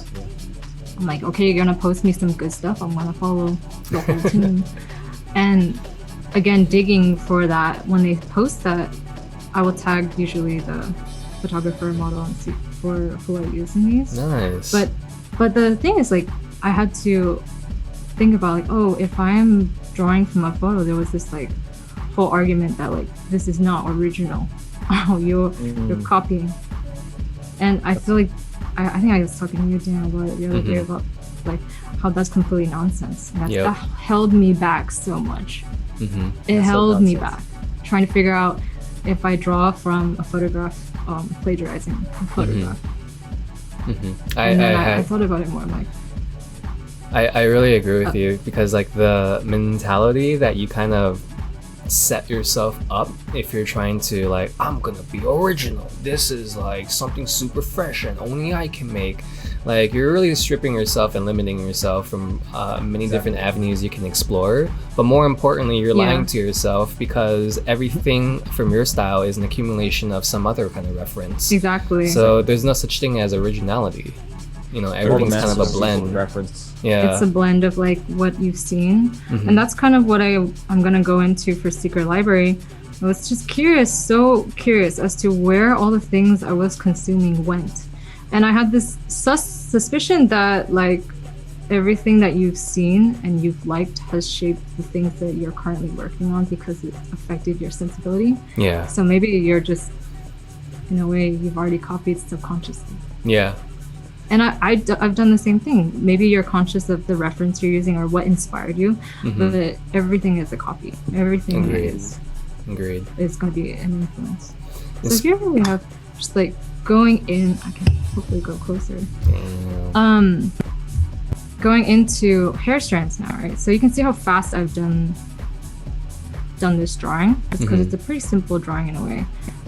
But when you go do this in the post-production, that's a whole nother story, because that's almost like editing, almost take this drawing as a photograph. So then you start to blend drawing and photography. So you scan this piece and it's going to be gray, and it's going to have, you know, dots here, or if I erased a lot, you know? Yeah. But when I bring it into Photoshop or Lightroom, I punch those darks real hard. I make them like clip. Like you crush the blacks. And I crush them, like I just make them super dark. Yeah. So that gives it that in-between feeling where you can't really tell if it's a drawing because it doesn't have the nature of a drawing, but it is a drawing because you can still see this like pencil marks. Yeah. Yeah, And then the strokes. also if I've like lost some, I just pull back and just kind of erase. There you go. See, I have like, I feel like Bob Ross right now. Happy mistakes. Everything is happy mistakes. So you can't do this when you're tattooing, but you can. You kind of wish that. I don't know if the client would appreciate it. Can I erase the skin? Let's start over. With a cheese grater. Oh. Yeah, so. Oh, god damn. Oh my god. So, here we have just a regular piece then. And normally, I usually break the tip a couple times from this pencil. Wow. Because I usually press so hard. Yeah.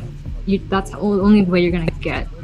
Like the kind of desired kind of They have the sharpener on deck. deepness. Yeah. Dude, this thing putting in work. Also I recommend this Blackwing. one Rocking. Hey, Blackwing, like- if you're watching, sponsor Kelly. Spawns. It just makes it so sharp. Damn.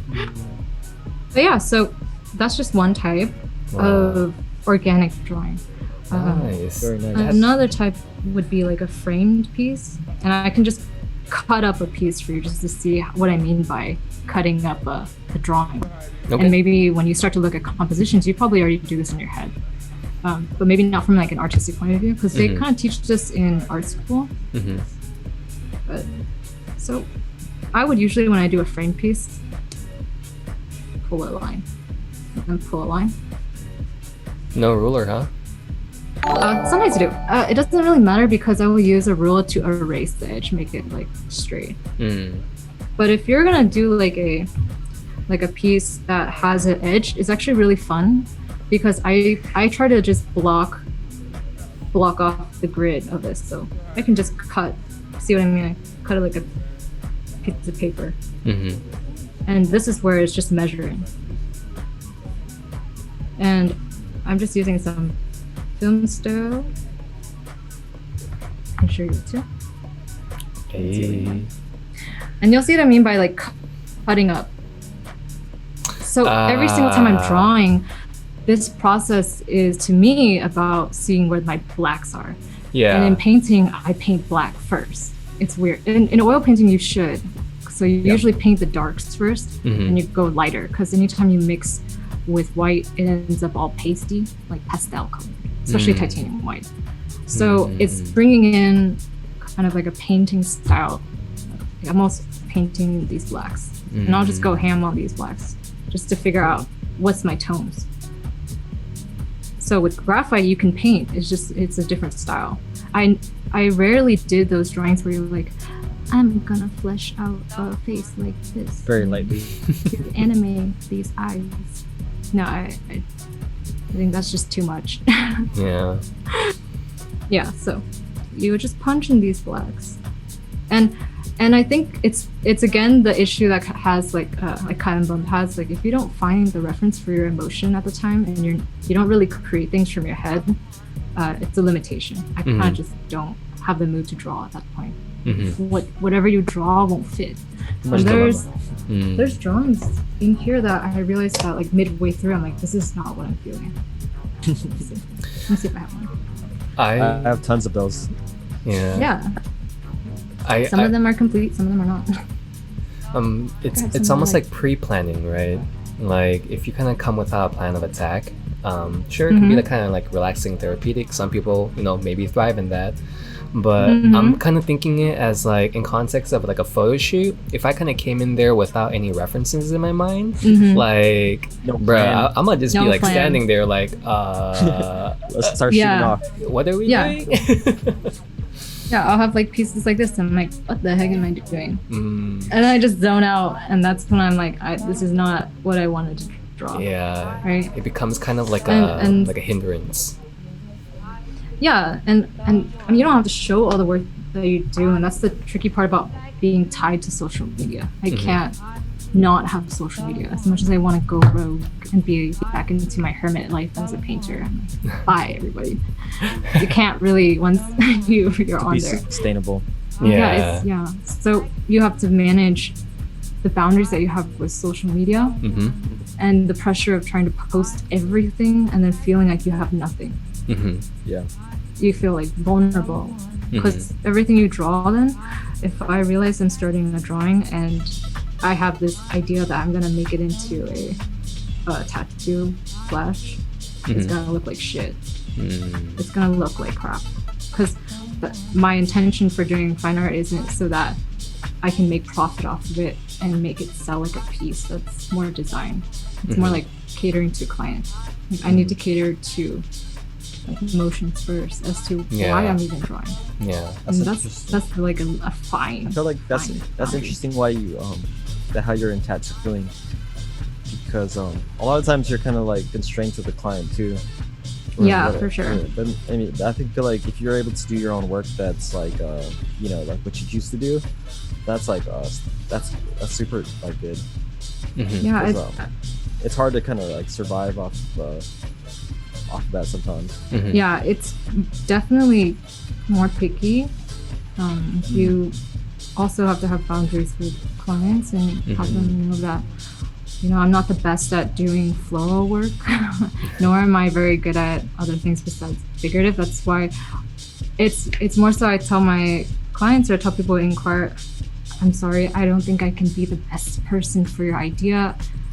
I want like my specialty is figurative. I'm a portrait artist at heart, and I'd love to like make something like that work for you. And if not, like there's plenty of people in shop who also do amazing work, or even other tattoo artists to maybe take a look at that can help your dream be what your dream wants to be. Right. Spot on. That's why like the brief is like almost important, because you get the consultation with your client at first. You get to kind of talk to them.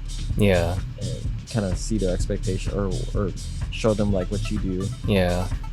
I'm nodding super hard because you're nodding really hard. Exactly what you guys are saying. I think it's really important since we're basically in the service industry, right? Whether it be like tattoos or like photography graphic even like graphic design, video production. It's the same. Yeah. It's rather than kind of framing it like, oh, I just don't do that. If you're gonna hire me, you're gonna hire me like it's gonna be in my specific way. A better way to kind of like approach things, I was telling this to kind of Kelly too, is what she just mentioned, like communicating your limitations, right? Like, I could maybe shoot engagement photographies, but I just want to communicate to you that my strengths are not best outdoors. I can knock it out like in studio with that, and as a matter of fact, engagement shoots isn't something really of my specialty as well. But Kaz, like you were just mentioning, alley-oop, like to just go back to that conversation, but I know these other people that can absolutely kill this job for you. Let me forward you their contact information, you know? That way, like when a client's coming to you, like they obviously like your work already, of course, that's why they're reaching out to you. But it's really kind of crucial on how you curate that relationship with them by saying no gracefully. It's like, I can't help you Respectfully, here. yeah. Respectfully. I'm just gonna be real with you. Like, I'm not really good with doing like what you're specifically asking for right now. However, like, it doesn't stop here with me. You know, like, I have this network of people that can be able to help you, and by you kind of like redirecting them, like, not only makes that client feel good, but also provides an opportunity for your network too. Yeah. The clients should respect that. Yeah. Like, And if they have an idea that would fit, you're not leaving kind of like a sour taste in their mouth. You're leaving the door open. Yeah. You don't want to just be like, boom, close the door and be like, that's the wrong inquiry. You know? There's some You people need like to that. go. They'll be back. Yeah, so totally I feel that, and everyone's really pretty respectful about it. I think once they get to know, like, artists have specialties, it's not just like you're an artist or you're a draftsman. You can draw all kinds of things, right? Yeah. You can do anime, you can do flowers, right? You can do landscape. I was like, it doesn't really work like that. Kylin, I have a question. You said you were doing an apprenticeship and you're going through your senior year in school. Yeah. Like, what was that like? Because I already know, like, And I didn't tell my parents about it. both of them are equally crazy. Both, yeah. Treated like the modem and shit. Like, Yeah, like So how the did- modem. My mom says she knew. She always says she knows. Oh, tattooing. But no, that I was like doing something. But Some I would other tell them reason that shit. I was at the studio, which was not you weren't lying. completely a lie. Yeah. So I I didn't would know what go. kind of studio. I don't know, but I would go straight from school. I had some classes in Oakland. I had that darkroom class in Oakland. I had a couple. Also, I was spending a lot of time in the CCA Oakland Library, so my art college. I love that library. I'm sad to see it go because of doing merging the schools, but that's where I hoarded books from there. Photography books, everything. The one in Oakland? Yeah, the CCA library there is so amazing. They had everything for just artists. It was curated. But I think for going back to the apprenticeship and my senior year, I didn't really get much sleep. I was super underweight. I was just like bouncing off the walls, going straight from class to the studio and then doing homework and then trying to finish painting. How was your apprenticeship? Like, were they nice? It was really or- good. It was they good. kept Like, I was strict scared or about whatever? on forums, they would say you'd get hazed. There's like, and- there's like horror stories. Yeah, horror stories, especially if you're a female. Oh, damn. Female Yeah, in the I didn't industry realize is a little bit dangerous if you're going What's to the male wrong too? one.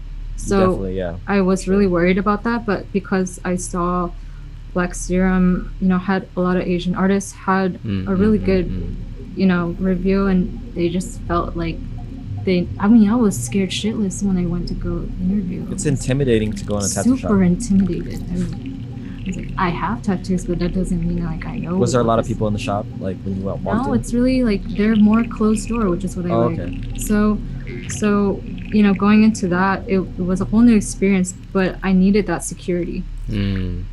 I needed to start a career before I graduated. I graduate into the worst economic graduation pool now. 2020. Yeah, because I'm technically 2020. Class of 2020. I was thinking about that too because you came in as they formally like made you an artist. Apprentice, we were doing a lot of like shop work.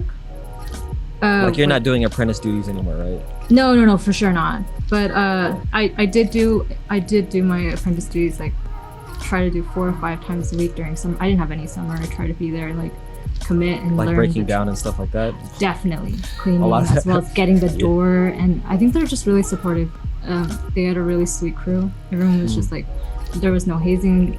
But if you go to the wrong place, maybe you might get something that you didn't sign up for. Sometimes you can be too good and they'll treat you like shit too. Yeah. Damn. So, but luckily I had Seemed such like you were in a pretty good shop though. experience.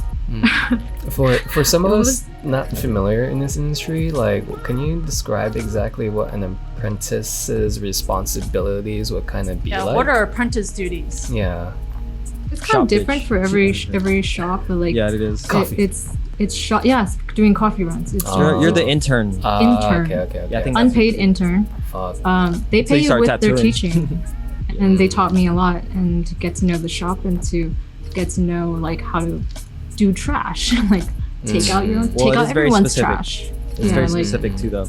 Yeah, Because you but don't just like pick up the trash. You're supposed Yeah. to like wash the toilet and shit. Yeah. Like the bathroom. Well, there's that stuff too. Yeah. It's fine. It's just normal. To be honest, it's more like housekeeping stuff. It's totally normal. You want to keep the shop clean, like super clean. Yeah. So what Just part building of, relations too. what part of the apprenticeship has to do with like the actual Tattooing? tattooing work? Yeah. Like, what are How long your did you- responsibilities there when you're an apprentice? I mean, I was apprenticing for like basically most of like 6-7 months, most until 19. I started in like March, And that's when and you then I started didn't get to trying. be full time until January. But I was like towards the end, I had some clients here and there.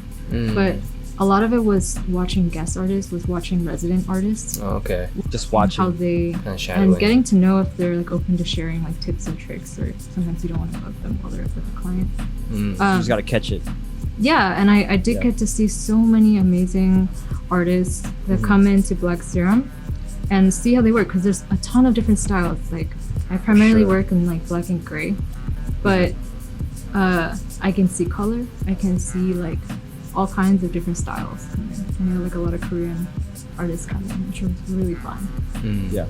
And so getting that exposure was just another way of learning with me. And of course, there's this pressure that this is a brand new thing. Like, I've been studying painting for my whole childhood, basically. How can that compete? Yeah. You know, you're so high in proficiency on one side, you're almost like unbalanced. But that, in a way, it could hinder you, could make you feel insecure, but it also could propel you Give you forward. confidence. Yeah, to make you search for this confidence too. Yeah. Because you know you're not gonna be as good as how many years you've done something, Yeah. right? But if you are practicing hard enough, if you're keeping up with these like studies and all these, you could reach a level of proficiency that makes you confident. How long did it take you to do your first one? Like when you first started apprenticing, when did you do your first tattoo? Like end of 2019, I did it Like, how on many my months good is that? friend. Maybe like July. So Okay. 3 months. 3 months before. I was on like fake skin. 4 or 5 months? Yeah, I was on fake skin a lot, and then I had a really good friend named Kyle, or he goes by like Kylin. It was your first one? Yeah, he came by for a guest spot. He's like, okay, let's tattoo one of your drawings on my knee. I'm like, Oh, he on was my an leg. artist. Yeah, he was a nice. tattoo artist. That's It's a really kinda funny pressure. story. Well, it's a funny story because he's the only like art person I made as a friend from like Davis, because I went to Davis first before art school, and we were in the same studio art class, and he was talking about doing tattoo. He was like chatting with me, like, should I do it? I'm like, yeah, do it. Hype him up, do tattoos. And then later on, I messaged him saying like, hey, I'm thinking of getting an apprenticeship. Should I do it? He's like, yeah, hype me up. And so it was like that.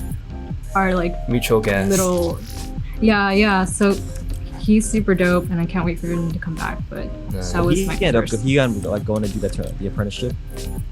He went somewhere else. He was doing it like in LA, I see. Nice. Then he Yeah. became one, and then he did a guest. That's dope. and then he was working at a shop in LA.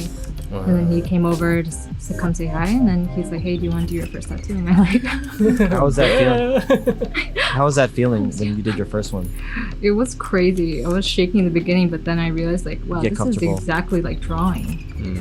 It's just the skin is kind of weird. When you see the Not- ink stick to the skin. Completely not the same as fake skin. Most I definitely. didn't really tattoo a fruit, a guava. You did the flat ones. I did the flat ones, and I was like, this isn't flat. It's actually harder to do the skin, the fake It's skin. much harder. Yeah, but like when you do real skin, it's like way nicer. way easier. Yeah. Yeah. Some parts are a little tricky. Then, That's true. but yeah. So that was what I did for apprenticeship, and they're really sweet about it. I had a really good experience. Even though it's tough work. It's tough work. It's a lot of work. Yeah. A lot of work. I and commend anybody studying. that goes through an apprenticeship, because a lot of people actually learn like on YouTube and shit now. Oh yeah, I mean, I would say be careful with that, but there are some amazing tattoo artists who A lot more than before though. a lot more than before. There wasn't this many resources before. You had to learn from someone like straight up like an artist. Yeah, and sometimes they're like gatekeeping that shit. Sometimes sure. they're like, hey That man, shit. you're like not in my shop, I'm not gonna teach you. Or like, You gotta pay. hey, money. you're an amateur, like Level up. I don't want my name to be soiled by some guy who's trying to Scratcher. scratch, you know? So, but I do appreciate the whole process of apprenticeships, and I've done apprenticeships before. I went to like parts of other China. ones? I did fine art apprenticeships. Oh, okay, I okay. studied Wow. like for 3 months doing sculpture, like clay, kind of like this, and that gave me migraines every day because my brain could not handle. It's almost like running a shitty computer with Blender 3D software and trying to like see if it will die. Let's see how long. And or yeah, let's do some 4D. Some on animation this- rendering. Yeah, like on this Game Boy Color. Oh my god. So I did that, and it was really tough because I only saw the face like from a profile view. I'm like, oh, this is gonna be fine. This looks like a face. I turn it, it looks janky. I was like, there's more planes. Face. So, but that was a learning experience. And those kind of apprenticeships, you're with the teacher. Like, we would go to the fish market. We would go buy a fish. We would cook. I would help wash dishes. There was like a method. It's like the most immersive way to learn. Right, Damn. and that's what, in a way, residencies would be for fine artists as well. Like going into a residencies overseas, or maybe just to go like New York, or even in LA or here. There's residencies where painters can get together with sculptors or all kinds of creatives and just work towards a group exhibition. Out of curiosity, for these apprenticeships, like, is there kind of like, how should I say this, a plan and an end date? I mean, I think it depends on like your skill level already. Uh-huh. It really depends on how fast you're also going to pick it up. I see. If you have a lot of like drawing training, Uh-huh. you're probably going to be faster to pick up than people who haven't drawn before. Gotcha. Like, do they And- say like you're ready now? You could go. Yeah. Go into the wild. We're all Ready, black set, go. tomorrow. I mean, there is like kind of a dress code for tattoo shops, which is Oh black. yeah. What's Yeah. the kinda just like all black. black? Well, it depends on your shop, yeah. Yeah, but I mean, our shop is black zero. Oh, so they make you guys wear black? No. It's just kind of like Well, naturally, just tattoo kinda artists wear like- black. our favorite color. Uniform. Yeah, Bro. yeah. Especially if you're dealing with like, I don't know. It's just clean. Yeah. Yeah, it's clean. It's very safe. And it's Silhouette. aesthetic. Yes. And you're- aesthetic. Yeah. Aesthetic. For me, I Yeah, always but saw overall- tattooing as black art, kind of, you know. Yeah. We don't really have color artists in the shop, Oh, but we really? do a little. What you guys used to? Guest artists are Oh, I usually the see. color artists. But it's like some highlight colors, like maybe like a red pop or something. I just don't do any color. I'm more like a black. Once I hit black and white photography, I'm like, this is where I'm supposed to be. Like, I love that's black it. and white photography. Like, When you're apprenticing, like, were you wearing like white, and then when you joined, you have to like, wear black? yo, You this know what I isn't this isn't like a doctor thing where you get like the short coats and before you be like long coat. Oh. It's like here's No. just a black shirt. You just show up and you just like be. You just honestly wear whatever. Yeah, you just show up and wear something like like don't Like go your crazy. belt. Non-intrusive. You kind of have Yeah. to dress nice. You have to dress well too. I feel like because you see a lot of people. You see your clients and stuff. Yeah, You gotta be respectable, or and almost you gotta have a mystique to professional. yourself. Yeah, Kind of, you know, you don't You want guys, to. you guys have any like horror stories? I have plenty. No? It's not Blood enough. It's splatting? not enough time. I don't have any horror stories. I think all my clients are really really, really sweet. Or like blood just like gushing out after you like You're stabbing people. stabbing people. I think Yeah. with tattooing, it doesn't really even go. It shouldn't go that deep. Yeah. So no blood comes out. I don't have a tattoo. So Do you want one? I do. Like plasma Okay. and stuff like that. Now's a good time to plug one another. Yeah. So Kelly, I remember you saying you're booked for November or December, right? yeah, unfortunately just because holiday season, it just takes up true. like a week, but I am booked definitely Anyway. for those months. What's up? But yeah, for November and December, but then I'll be probably opening up for next year. I just don't know how to plan ahead that far. There's some people who are booked all the way up to like February. Maybe you have no life. Like you Basically. can't Does the go shop home. do the bookings for you? No. You do it Yeah. by yourself. I know Bang Bang does their bookings for them. Bang bang. Yeah. Bang Bang at the tattoo shop in New York who does like single needle stuff. A lot of like celebrities going. Can you guys explain that a little bit to us? Not tattoo They probably don't people. know, yeah. What is single? Is there like a double, triple, quadruple needle or thick Well, needle? there's some needles have like That's 16, 15, or 15 mag. But What a single what does needle that is mean? just it's what it is. It's just a single needle. Well, it's technically like it depends on like it's like when you say like a 3 round liner or something. Mhm. There's I don't know if I'm making Is that your confusing for- stroke size? Yeah. There's different needle sizes that basically there's different needle sizes for certain applications and shit too. So single needle is actually a style that it's kind of like the original one of the original tattoo styles too, because Oh right. a This lot would of be poke, like right? hammering, like kind of yeah, because I poking the mean, skin. well, sometimes you don't even have to poke. You can just, I mean, you don't have to hammer. You can just poke literally with your hand. Hammer. Sorry. A little too Well, intense. Well, this isn't surgery, but you like break a leg, you put it. Well, some people still there's Polynesian where they like Yeah, the, literally, the tap one. they tap it into you, and that's intense for me when I see that. But it's hella dope because it's almost like a ritual. But yeah, the single needle was like almost like you're just kind of working with one needle and doing all the gradients and line with work one if you needle. have it. I see. But it's kind of transformed over the last couple years too, where Celebrity. it's like elevated. I mean, I'm seeing like some amazing single needle work, like- big and small. Yeah, the big ones are really impressive. That's pretty Those- intense. That would take a long time. It's like But- just use a mag. I just use a mag. But for What is a single needle, mag? like Mag is a lot different of setup. needles. So yeah, it's more of like a paintbrush setup. paintbrush. Paintbrush setup. Yeah, So- but it's a different look too. So Rather than brushes, is needles. It'd be kind of like I don't have like it's like stacked. like this. Do you see this? Yeah. Kind of like that. Kind of, you know, It's more soft. area. It covers Yeah. more area. But you would use like more. It's just softer. But then single would be like What hurts the most? It honestly depends on. yeah, it what you're doing depends. And who. But I do think single needle is relatively It's usually pretty delicate. really delicate, and you can squeeze a lot of details in it in a very small space. Like even this size, you can go, or even go smaller. You can go like super small, micro, and get like some sick portraits, or get something like really What does it there. feel like? You gotta still have find out, tattoos, Don. Yeah, so Don, yeah, you just gotta find out get tattooed by both of us at the same time. It's gonna be faster. He's like pinned up. Oh shit, my book's up. Like, pinned up Have on like the wall. hold them down. Hold them down. It's Ink Master.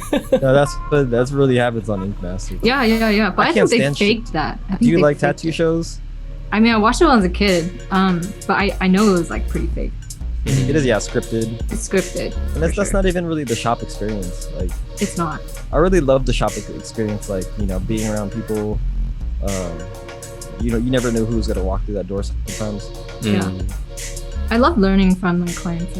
I mean, I'm the type to like chat with my clients sometimes. So I think for having like that client connection, it's really nice. Fulfilling. Yeah, very fulfilling. I get to be social for once versus like And when it's I'm one-on-one. painting. It's not like group.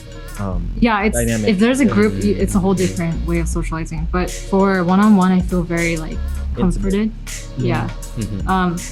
And for painting, you don't. Well, personally, I don't talk to anyone when I'm painting. It's tough because it's already so It's a stressful. solo thing. Yeah, it's very strenuous. Like trying to figure out what to put What on you're there. doing. But if I'm drawing, it's more loose. Like right now, I can just draw and chat with y'all. I can tattoo and chat for the whole session if I need be. Right? And so, yeah. And as I'm building these drawings, right? You see how that black kind of, I don't know if I should just turn off this light. Like that black kind of punches. Let me just turn it. Yeah, I see it. See that? Yeah. So that creates depth just there. And normally when I would tattoo as well, I would try to punch out any place that's like super dark. And that'd be the same for if you watch like Bishop's videos, Bishop Rotary. I've watched their like Bishop is a like, tattoo brand. Sorry, yeah, Oh. tattoo brand. I really Very, I love their high quality stuff. machines. I Yeah. see. And that's how they talk about portraiture too. And that's how like when you draw the face, I would just find those landmarks to hold you down. Because if you're just doing gray work, if you're just doing like a face, right? And you're like, fuck it, this whole face is gray, right? Like, where is everything else? Yeah. Are you gonna like helps. air it in? You're gonna just like, here's a socket here, here's a nose here, and just like gently. Like to me, in my style, I would just like boom, boom, boom. Black. Just, like, black. Yeah, it Frame pushes the it face. forward. Yeah, cut where you need to cut and be brutal with it. And I only can Brutal. describe it as brutal. Yeah, I only can describe it as brutal. Like, don't be scared of like That the dark. paper. And if you're scared of the paper, use a shitty paper. Use printer paper. I've drawn on printer paper. Use shitty materials. I realized that Don't once I got discriminate. into the realm of really high-end materials, I froze. I completely froze. I couldn't like create. Because you don't want to mess it And- up. You're like, oh, this is expensive. That canvas material. is $100 already. I was gonna Yeah. ask you, what paints do you use? What kind of paint? Oil or either one, whatever you like to use. most. For watercolor, I'd recommend Holbein. Is that the traditional kind, like the Squeezy bottle? yeah? Yeah. And then for oil paint, I kind of mix. I tried a lot of different ones. Like Michael Harding is good. I tried like the entry level, which is like Winsor and Newton. It's too oily. I tried painting with it. It's way too oily. So you have to find what kind of like paint material fits You like. best with your style. Because the oil paint for me, I like it slightly more dry and like heavy body. So definitely for different types of, when you're jumping in between different disciplines, you're gonna have to do a lot of experimentation on the side. And you don't have to show that experimentation. That's the thing, like no pressure to show your sketchbooks. I will show you guys the sketchbooks I don't show people. Like, right? Yeah. But I wouldn't show everything, or else you're gonna be feeling naked. You're gonna feel like you don't know what you're drawing for anymore. When all you want to do is a feed post. You've lost it. Wow. Yeah. You have to be conscientious, like we're talking about, like the creative mind. Yeah. That reminds Once you start, huh? I was gonna say that reminds me of a discussion I remember on Twitter that people were just disliking how everything we make is just labeled as content now. Yeah, it's You know. labeled as like entertainment. Even you send me that shit too, man. No, I know. you're like, I subconsciously do it also, you know, but I do it in a joking manner also. But Being sarcastic almost. yeah. Oh, are you? I go. Yeah, but you know, like there are times when it does make sense. It's content, you know, but I'm also kind of like coming at it from someone who's about to hire you for something. We're looking for content. We're looking for photography content. We're looking for something to So they would promote say this. photography content. Yeah. Like, you know, rather than like, oh, we're looking for some dope photos, you know, it's just, oh, content. It's like, okay. You're just filler material. Like what at else? this point. What else to say? Yeah. So don't get me wrong. I'm not saying like no, like the word content should be banned in any way, but I think it's just used so much nowadays. yeah, it's more so also like when you're approaching what you're creating, like what Kelly was just mentioning. Like if you're coming at it from like, I just need to post something. I need to post something just to post. You know, you start entering this like really tricky social media kind of like mentality. Yeah, this mentality of like, oh, I need engagement. I need to just post this, you know. So toxic. Yeah. It definitely it makes you work for something you don't feel for, and in the end, your art pieces don't speak. Mm-hmm. Like I feel it when I try to draw something. Like, oh, this my feed looks like this. If I just had another drawing, it would look better. But when I try to start that drawing, it looks like shit. And every time I try to start that drawing with that mentality, I can't finish it. Because you're forcing it. I'm forcing it. You can't force it. And same with painting. Same with everything that creative minds are doing, because you're fighting with yourself in a way. You know, once you start inserting people into your brain, and they are hanging out with you while you're drawing, while you're designing, while you're making music, while you're editing videos, you've lost it. Because they're speaking at they're editing for you. Nah, I gotta mute everybody, bro. Yeah, mute everybody. You gotta put like noise cancellation on. Like, no. Yeah, but I think it's super important to just find that separation and be really honest. Honesty is key. Like, you have to be honest with yourself. Yeah. And trust yourself that whatever you're drawing, even if it looks like shit in the beginning. Some of my drawings, I'm like, wow, this is yikes. That's off. But you have to trust that. And I tell myself when I get stuck to reassure myself, trusting myself that this will all come together. You just need to push through some patches that are difficult. And we're talking about portraiture. Maybe it's the face. Maybe it's hands. Really tricky. Right? But if you stop at a point where your hand looked like a chicken claw in a dim sum restaurant, then that's it. Then all you got is that chicken claw hand. I love chicken claws. I know, it tastes hella good. But if you don't like continuously work on it and try to like fix it and try to trust that it will look like a hand eventually, and that you are practicing it, you know, then it'll come together. Yeah. A lot of times people just drop things and that's it. And they're like, I'm not good at drawing. They have no perseverance.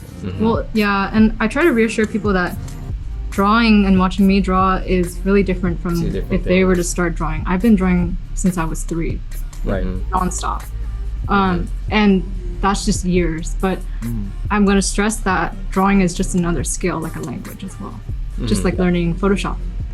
How much can you practice with it? How much can you get some books on hours? It? Get some mentors, you know, Patreon some people, watch their videos, and get to know the medium.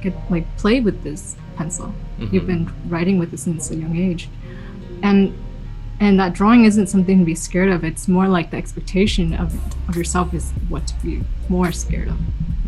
You're expecting to draw a Mona Lisa when you only drew one square. Ever. Like, draw cubes, move on to 3D, like build up that mental imagery, build up that hand motion, the skill, like how I built it up for hair, right? I didn't know how to draw hair before, and I was super scared of that because I thought you had to draw every strand. I didn't have the patience to draw every strand. I think I should just give up. You don't need But then that. when I realized that I broke it down, you always need to break things down. Break things down into, it's not just strands of hair, it's blocks of tone. This is black. No, this is black. There's a white part. Yeah. That comes really parallel with like graphic design. Like a lot of what I like to remind myself, because there's like a million ways to start when you have a blank canvas, is like what are the essential things that we need on this first, and I'll expand off of those, because it at least sets a course for me to be able to eventually add a little style into. But Kelly, we are entering our 3rd hour. You banged out 2 fucking tattoo-worthy illustrations. Because it's like glaring, but I'll try to get a close-up if you can see. Nah, that's hella sick. I flow, and it's like painting. You don't need all the details at once. Don't try to go hard on the eyes when they're like one dot. Like, mistake. That's tattooing. You do a portraiture that's super small, and you put the dot on the other side, and their eye's gonna go like this forever. Fly away. So that part, I'm sweating a little usually when I do tiny portraits. But for these kind of work, like I want to stress just like to finish it up. Finding those building blocks before you tackle a piece, whether it's using anatomy, breaking it down into something like this, is easier for you, or if it's more like cutting, blocking, right? And finding ratios within a block, right? So there's different methods of approaching illustrative works, and they can be fast, they can be slow, but with practice, you'll be able to sing through your work. Damn, well said. Yeah. Fire. These are my tools. Hey. Yeah. Hey. Dope, man. That's all I use, really. It's all a knife, right? Like you keep sharpening it, and it'll get to. Yeah, I that keep sweet sharpening spot. this pencil, and it gets really small. Yeah. Really? Yeah. Eventually, Eventually, it was a tiny stub, right? Yeah, Yeah. it's tough. Please sponsor me. Not Okay. really, just kidding. We'll get you a pencil case for, or like a whole stack of pencil. What pencil do you usually use? What's that? Blackwing Pearl. It's close to a Blackwing 3B. Pearl. 3B will work 2 or 4B. I've done All 6B, but it gets everywhere. It's too soft. But I like a little bit of like Grit, grit strength. too. Is that the only size it has, or what? Is there a millimeter on the pencil? millimeter on the pencil? No, I don't think so. They only do that for pens, right? Lead I don't like- pencils. Oh, Like, you're saying are like they- are they micron thick- pens. are Oh, there it's not a different it's not a thickness? micron pen for sure. It's a pen, yeah. It's just like it's like a pencil. You know, like a standard pencil you'd fill in the SATs with. Except it's not Gotcha. like that yellow one. Yeah. For 2. Yeah. Okay, I'm gonna switch over back Nice. to the other setup, and then we'll get Yeah. started on the third hour. I Yeah. don't want to hold you guys too long. Sounds great. Dang. Sick. Dang. I like that. I Yeah. like the live. It's nice to see like just live drawing. It is always it's kind of mind blowing, like just to see any even kind of like, for example, like a time lapse. You know, like those things are. It's just crazy how like it comes together. Beginning to start, beginning to end. Yeah. Cause like when we're talking about photography, or I'm just like fine tuning things, like not necessarily like creating something from scratch, like that happens like throughout like the camera, you know. With graphic design, I'm always throwing in like references and textures, you know, like the medium is just really different when it comes down to like a blank canvas.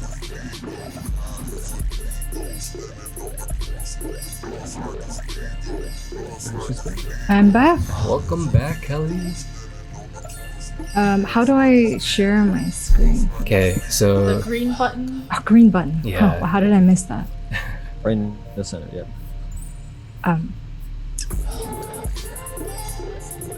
and then you're gonna select. Do I desktop? Yeah, that's the desktop. That's the easiest. Nice. Okay. There's this.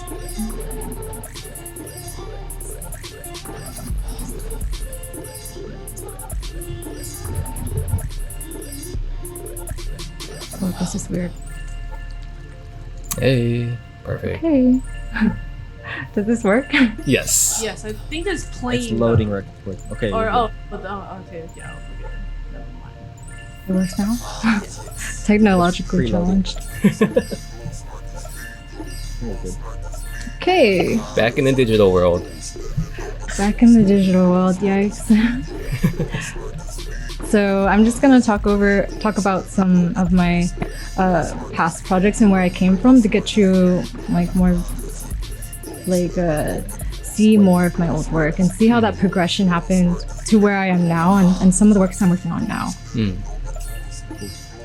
I did stuff like this when I was 16 and 15. Damn. I did a lot of It's a game big art. sniper rifle.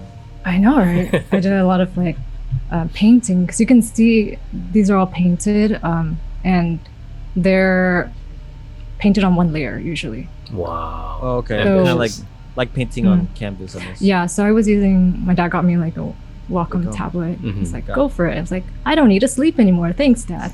Like all of middle school, I was on like iScribble. I was on Deviant. I'm like, this is fantastic. Rough times. Damn. I didn't look my best.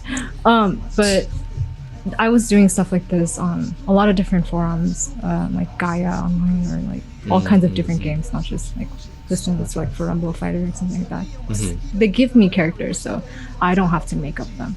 So my first art field was illustration. paired with more classical training. And then I did signatures for the forms, which incorporated graphic design. So you can see how I painted. I used that like Photoshop, and I used over here to like do effects or like use like layer things. I don't know, and that's kind of how I created more of like a graphic design with illustration. Did you charge people? Not really. I just wanted to do it. Wow. Damn. Yeah. Totally charge. Yeah, but I mean, it was just practice to me, and it was fun to get to see them being used and stuff like that. And then I kind of, let's see if I can make the next slide. I painted on acrylic on the side, and this is BioShock. So I played a lot of video games. The Rapture over here. What's the surface? What's the object?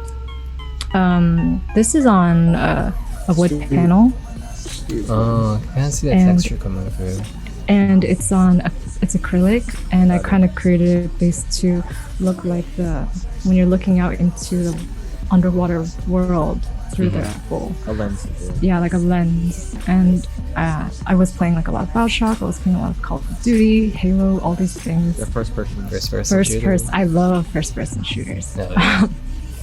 But yeah, so let's contrast that kind of like acrylic work that I was learning on the side with more of like traditional works that I was doing, like this. So I was doing oil paintings for landscapes, and these are kind of big, right? 2014 is when I was in like just 30 by 40. Nice. Yeah, like I was just about to graduate and stuff like this. Damn. So you can see kind of like the impressionism coming in. The brushstrokes are really loose, and also I didn't have any figures that much. I really didn't paint too much besides portraiture occasionally for like commissions. And then at the same time, I hit that level of painting, which is what I talked about before. I hit like a peak where I'm like, I can paint what I see, kind of well. The technique isn't bugging me. Then I started to get into sad girl K-chow. So what I meant by like, I reached a point in painting where it wasn't speaking for myself, and I created this persona to speak for me. And that was like my SoundCloud profile for like a long time, and that was my mood. And that's like I would find songs that just revolved around that kind of like melancholy vibe, as well as like some sick future beats. So let's enter that community with sad girl K-chow. And this is the illustration work that I was doing, also my sketchbook. So I started moving back into analog, not doing so much of the digital stuff because I wasn't playing too much of those games. I didn't have that much time to like draw them out anymore. Kind of like the deviant art phase was over. And this was like, just taking a look at some of your early drawings too, did you go to class outside of like your normal school to study? Like I'm seeing like highlights already in your early works, which is like to me like really high level already. Were there some kind of like supplemental training that you also had in addition to just your... Besides the mentor? Oh, the mentorship. I see. Yeah, it was like, I mean, he didn't teach me per se how to do like this type, but he did teach me the basics. I see. Foundation was very strong, but the curation of what I sketch is my own. Gotcha. And that's just from mostly Sad Girl K-chow. So Sad Girl K-chow is basically the foundation for everything that has come after. I think right now I'm just Sad Girl K-chow V2. Just with a different name, like Kylin. Professional name. Where'd you get the name? Is that your real name, or where'd you get Kylin from? Kylin, it's like from this Chinese mythological creature that's like half a giraffe and have all these things like Kylin, and it's like some Asian mythology. Wait, what? I think it's the Kirin, and I don't remember the other part. I only remember the giraffe part, but it's the one that's on Kirin beer. And it's also the one that Peggy Goo has on her brand, Kirin. It's like an Asian mythology. I have a coil machine from a builder named Kylin. Yeah, I saw it when I was making tattoos. Kind of like, wow, they make tattoo machines. But yeah, so it's just based on when I was really into Asian things. I was just looking at like, my Chinese name is Kylin. So technically when people autocorrect to Kylin, they're not wrong. Yeah. Oh. So it's not like Kelly, Kylie, or Kylin. You can't go wrong. It's like they're similar syllables. And then this was during when I was in Davis, my first year. And then I painted my first painting for myself, my first oil painting. And it's a tough one because I painted this in Davis and I realized like I had a lot of baggage. And the first painting I painted for myself of a self-portrait of myself was pretty dark.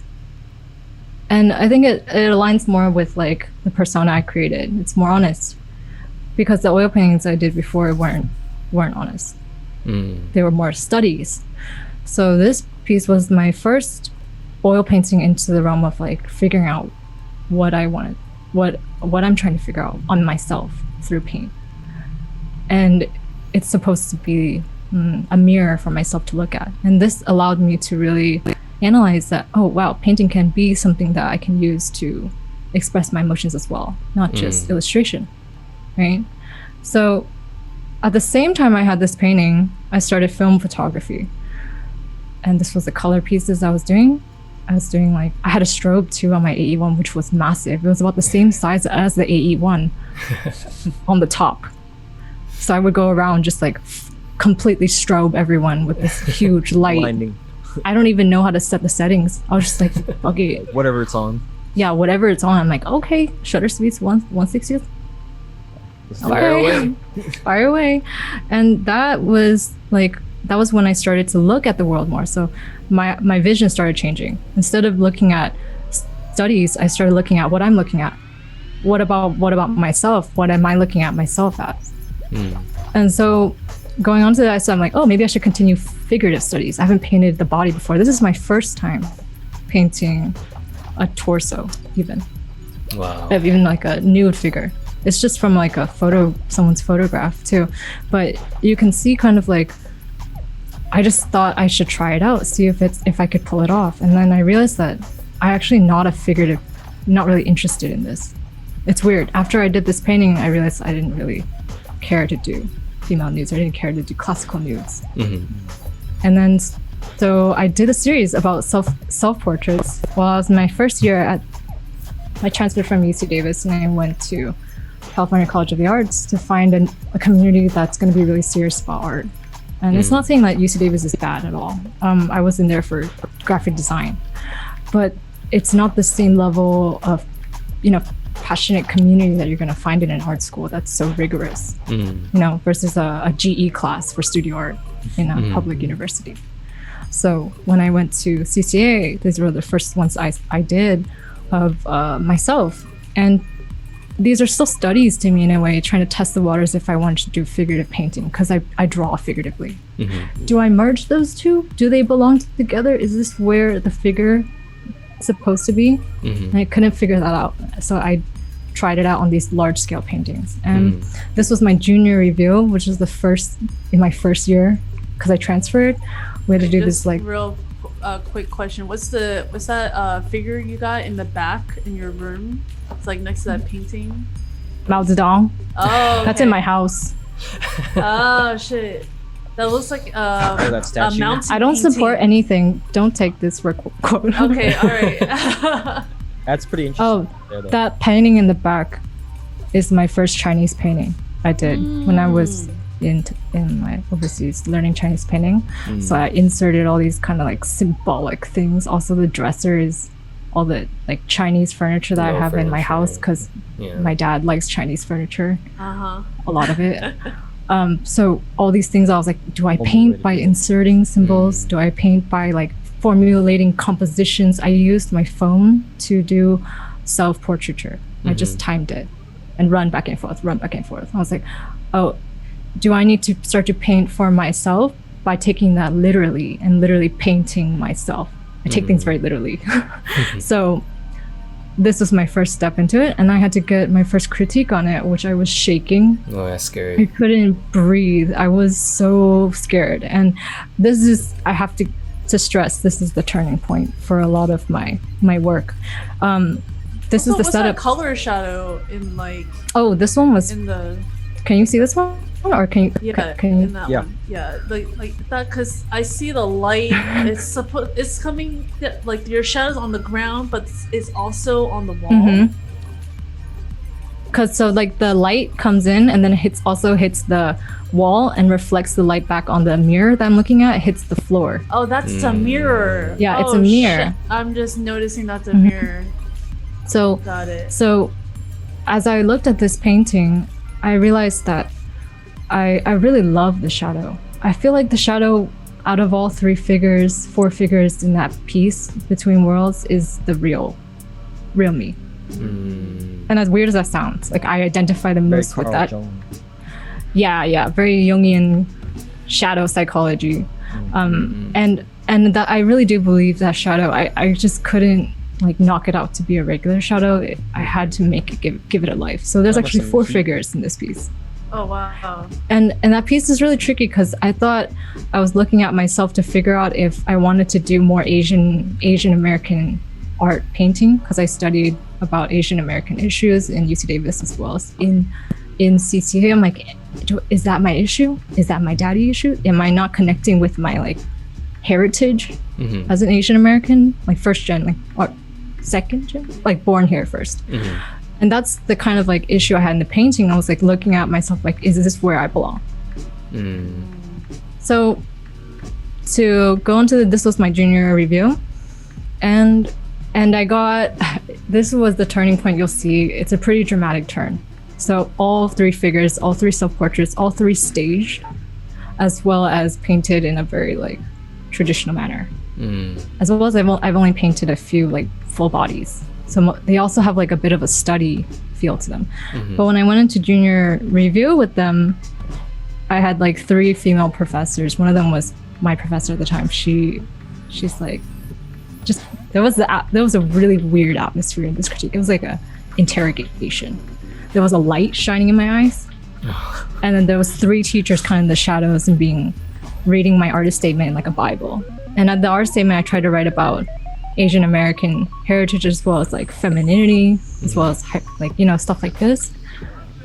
Try identity more, painting about identity as a minority. That's kind of what we're expected to paint about. Are you really expected to paint about abstract ideas? So they ripped me apart. They ripped it apart. They're like, if you really wanted to talk about like heritage and like patriarchy of like where Asian Americans are, then why are you painting them in such a way that's almost like perpetuating them as hypersexual? I was like, hold up, these are self-portraits. Like you're saying painting myself is pushing this agenda. And that's broke me. It completely broke me. And then I left that completely like lost. Damn. Also furious. I would be too. Yeah, because they just told me that. I was like, yeah, you're making Asian women more erotic. I was like, but I don't know how much Asian like stuff you've been watching, like to. Are these like a bunch of white people telling you that shit? Oh, it's like 2 older Two white older professors. folks? Yeah, but I mean, it did challenge me so much. It was what broke me. Broke me down, literally broke me down. And then for 2 months I didn't paint, and I still had to do a critique. So I was like, fuck it, I'm doing photography. Fuck all you, I'm not in this anymore. I'm doing photography. But then I had one more like semester class left to do, so I had to hash out something for a painting critique towards the end. And this is what I mean by this is like the paintings that happened. Oh my god. So we have a self-portrait from memory. I was like, I don't want to use any more photos of myself if I'm just gonna hypersexualize myself. Fuck it, I don't want to paint myself. So here we have like a trilogy, and these. I mean, I was looking at like a lot of like modern art, like Rothko, and just like learning art history. Oh, I love Rocco. Right. So all that moodiness in his colors really affected me. I wanted more emotion, but I felt like the other paintings were a bit held back. In terms of technique was holding them back more so. But for these, it was fast and loose and more psychological. Right? So I had these like little guardian things on the side that are in front of my house actually. And they're guardian 1, guardian 2, and then in the middle, that's just how I saw myself. It's really strange. It's like when you just self-portrait, it's almost like a very psychological reflection of yourself. So every Almost single like you were trying to self-portrait. erase yourself because these people dismantled your identity. Almost. Yeah, so that's what I meant by like it gets dark. You know, yeah. Like Yeah. it wasn't constructive at all. Like when whatever they said, like they kind of. Well, I mean, it was constructive in a way they tried, but it's also very like, it's not very empathetic to say like, oh, if you want to dismantle patriarchy in the Asian culture, maybe you should paint with breast milk or blood. I'm like, What? you know, I'm not sure about that. What? It's almost like they're They trying to said tell you what that? it means. Yeah, like- so I mean, That's it's fucked up, just man. part of it. But those experiences really shaped so much. I would do it again, honestly, because that's pulled me out from the traditional painting.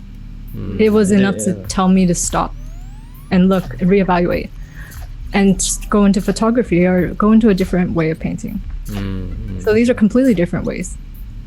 And then so I left that semester feeling a little bit raw and vulnerable. And so when I went to Taiwan to study like Chinese, I only had pencil material. So my sketchbook came back with the illustration. This is where Kylin, tattooist Kylin illustration starts to have its own route. You know, some How people long are were you jigging. in Taiwan? I was in there for like 2.5 months, 3 months. I studied at Taiwan University for Chinese. Yeah, I really liked it. But I worked my ass off, and there was a lot of like unresolved emotions, mental health from like the junior review. I was so lost. I didn't get to finish up like where I was going with painting. Yeah. The thing that I thought I had like a lot of experience in. So these are like my sketchbook ones, and there's just the red period, I suppose. like yeah. that. But the female figure comes back here. It's almost as if all the figures that were in my paintings before fled out of fear and went into my sketchbook. And you'll see later on, you won't see another figure for a while. And I thought I was a figurative painter. I'm going to axe it. I'm going to like remove it. I'm no longer. Let's see if I can do without it. Damn. And the figures moved to my sketchbook, where it was kind of like Slow-motion safe. misery. This is slow motion misery. This is endless Sweet. kiss. And then the other one I don't really know. It says like pain to pleasure to pain to pleasure, some BDSM stuff, but but it's like it's also like talking about all these mixed emotions where you can't really tell. There's like a fuzzy line between like all these traumas and all these things that I try to get out in sketches, which is a safe zone. Sketchbook would be a safe zone. And then I go into collage kind of style where I pick a lot of fashion magazines, or these are like Nobuyoshi Araki's work on the right side, and I just draw. So that drawing on the bottom with the chain is the first tattoo I did. Oh, dang. Yeah, Kyle, he's my friend. I did it on his thigh. And so this is like where the illustration is coming from for Tattooist Kylin. It's just a more cleaned up version, like singular in Tattooist Kylin. But I've had requests where they dig in my KHR, like, can you do this collage? I'm like, if you want, like, some people just go really deep. Yeah, and you'll see kind of like all the emotions are more expressive. This is why I tattooed on Nicole. Like, this is kind of like the emotions, the line I started to find. The scratches, that visceral feeling of destroying something, but also creating something, you know? And so with that, these are some like photography I started getting into. I really loved an empty feeling and kind of like a post-apocalyptic film noir kind of transit places, emptiness. And I would think about, you know, the remnants of human activity. Like, this was also shot in Taiwan. There's so much emotion, I feel like, when there's no one there, or you just miss them. And so I started playing with this as I came back into art school. I was like, how about I paint my photographs? I've become so loving with them. Like I feel like they're me. Maybe if I find myself in my photographs, I can find myself in painting. So I basically took the photograph and painted it large scale with color, reimagined it with color, and see where that goes. And how did I decide to paint it? Like, how did I decide to use this was kind of more mixed media. There's charcoal in there. There's like all kinds of things. It was a test, but it was fun. And I get to see all these like wonky angles. I can play with color. I can play with, this like very harsh reality, not a soft, like feminine figure reality that's based on training. So removing my training was the toughest thing for me. And so I took a lot of photos. Everywhere I went, I was taking photos. This was in New York, and this is color still.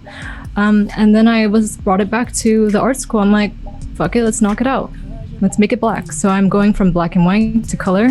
I'm going from color to black and white to try to analyze where am I fitting? Where am I fitting photography? Where can it go? Yeah. And this is in drawing, right? The other one was in painting. Like, can it go in painting? Oh yeah, it can. Can it go in drawing? Yes, it also can.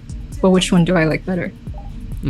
Or, So this is like a large scale piece, and this is with charcoal. I really enjoy the atmosphere of it, and I love that I can kind of remove the pressure I have to make an original composition because my eye was it. My eye already shot the composition. I need to trust my eye more. And so here's more pieces that kind of go over from these are all from black and white photography, film photography. So I started getting into black and white photography and then drawing them on the left side, as well as painting them in this really harsh way, like giving that really unsettling feeling. And I love these angles that just turn you off. Like you don't feel secure. And the fluorescent lighting. Kilter. Yeah, and you don't feel very safe either, maybe. I'm getting like... Have you seen Waking Life? I haven't. Oh, dude. I highly recommend it. Because Richard Linklater, he shot the whole movie like as a film, right? And then he rotoscoped over it, like in an animation. So everything's like moving off kilter. Oh, yeah. Like That's kind of uncanny. Rotoscope. So he also did a scanner darkly too. Oh yeah. So basically, I started to trust my photographic intuition, and this is another trilogy of smaller paintings. I don't tend to paint big because I get bored of that really fast. But what I find so beautiful about small canvas, so this is only like paper size, right? 8 by 10, 9 by 12 inches. And what I love about these sizes are, it's so intimate. It's like a photograph. You have to really go in close and you feel like you're inside their world. Versus when you have a large painting, it's a whole different experience. You're being absorbed into their world. So that's why it's important to see the painting in person, because you can take a photo of a 60, like 6 feet wide painting and see it on your screen, but it's never gonna be how when you go into the gallery wall and it sucks you in. You're completely absorbed. You no longer exist. I remember going into like art museums, tripping on acid, and I would just be sitting in front of like one painting forever, just headphones on, like don't talk to me, you know what I mean? Like I'm for cool, sure. I'm not gonna touch it, like trust me, I'm not gonna go over this line, like it's all good. Yeah, so that one's super dope, by the way, the middle one. Like dude, it's right crazy because that one, I took my camera everywhere. I think I kind of upgraded to a Nikon F3, and then I also had the like Contax T2, so I was shooting consistently. And I had that one was shot at the Davies Symphony Hall in San Francisco, and I had like a 3200 film speed. And it's so crazy. There's a little, I'll show you in another slide after what the film looks like. It's like almost just transparent. And to go back in and be able to find back all these details is insane. That's why I love film. Like if you shoot on your phone, it's gone usually. It's blown out. One thing I'm noticing from your more recent kind of like film paintings is that there's a lot of elements of like foreground Right, because Yeah. I feel like even for me personally, intuitively, like if I'm about to shoot something, I'm gonna like, oh, okay, like I need to get up close. It has to be like, you know, center the frame. Like this is a clear subject, you know, the hero. But I'm noticing with just the contrast with your work is that you, by having a foreground, it tells more of a story. You know, Yeah. and I think that's really unique and very dope. I also like the claustrophobic feeling. Like especially with this like elevator scene. I remember I think this was at like a Visco thing in SF. I went by myself and I was like, wow, I don't belong here. I was like, I'm gonna be a photographer. Whoa, there's a Visco thing. Goes there, like I'm just gonna head out. You know. What was it like for you? What was the experience? It was very weird. It wasn't my scene. I mean, people just looked like they knew what they were doing, so I just walked around, took photos, and left. So, but this was like the elevator going up to wherever cool hip place Visco people and photographer people were at. I was like, yeah. So I just take what you can find, and it's always about like gathering references. And photography is my way of gathering references, my preferred method, because it's exactly what I'm interested in. You linger on something for longer than you think, and you're wondering why. Yeah. Like, what is it about the thing that you're staring at that it makes you look at it?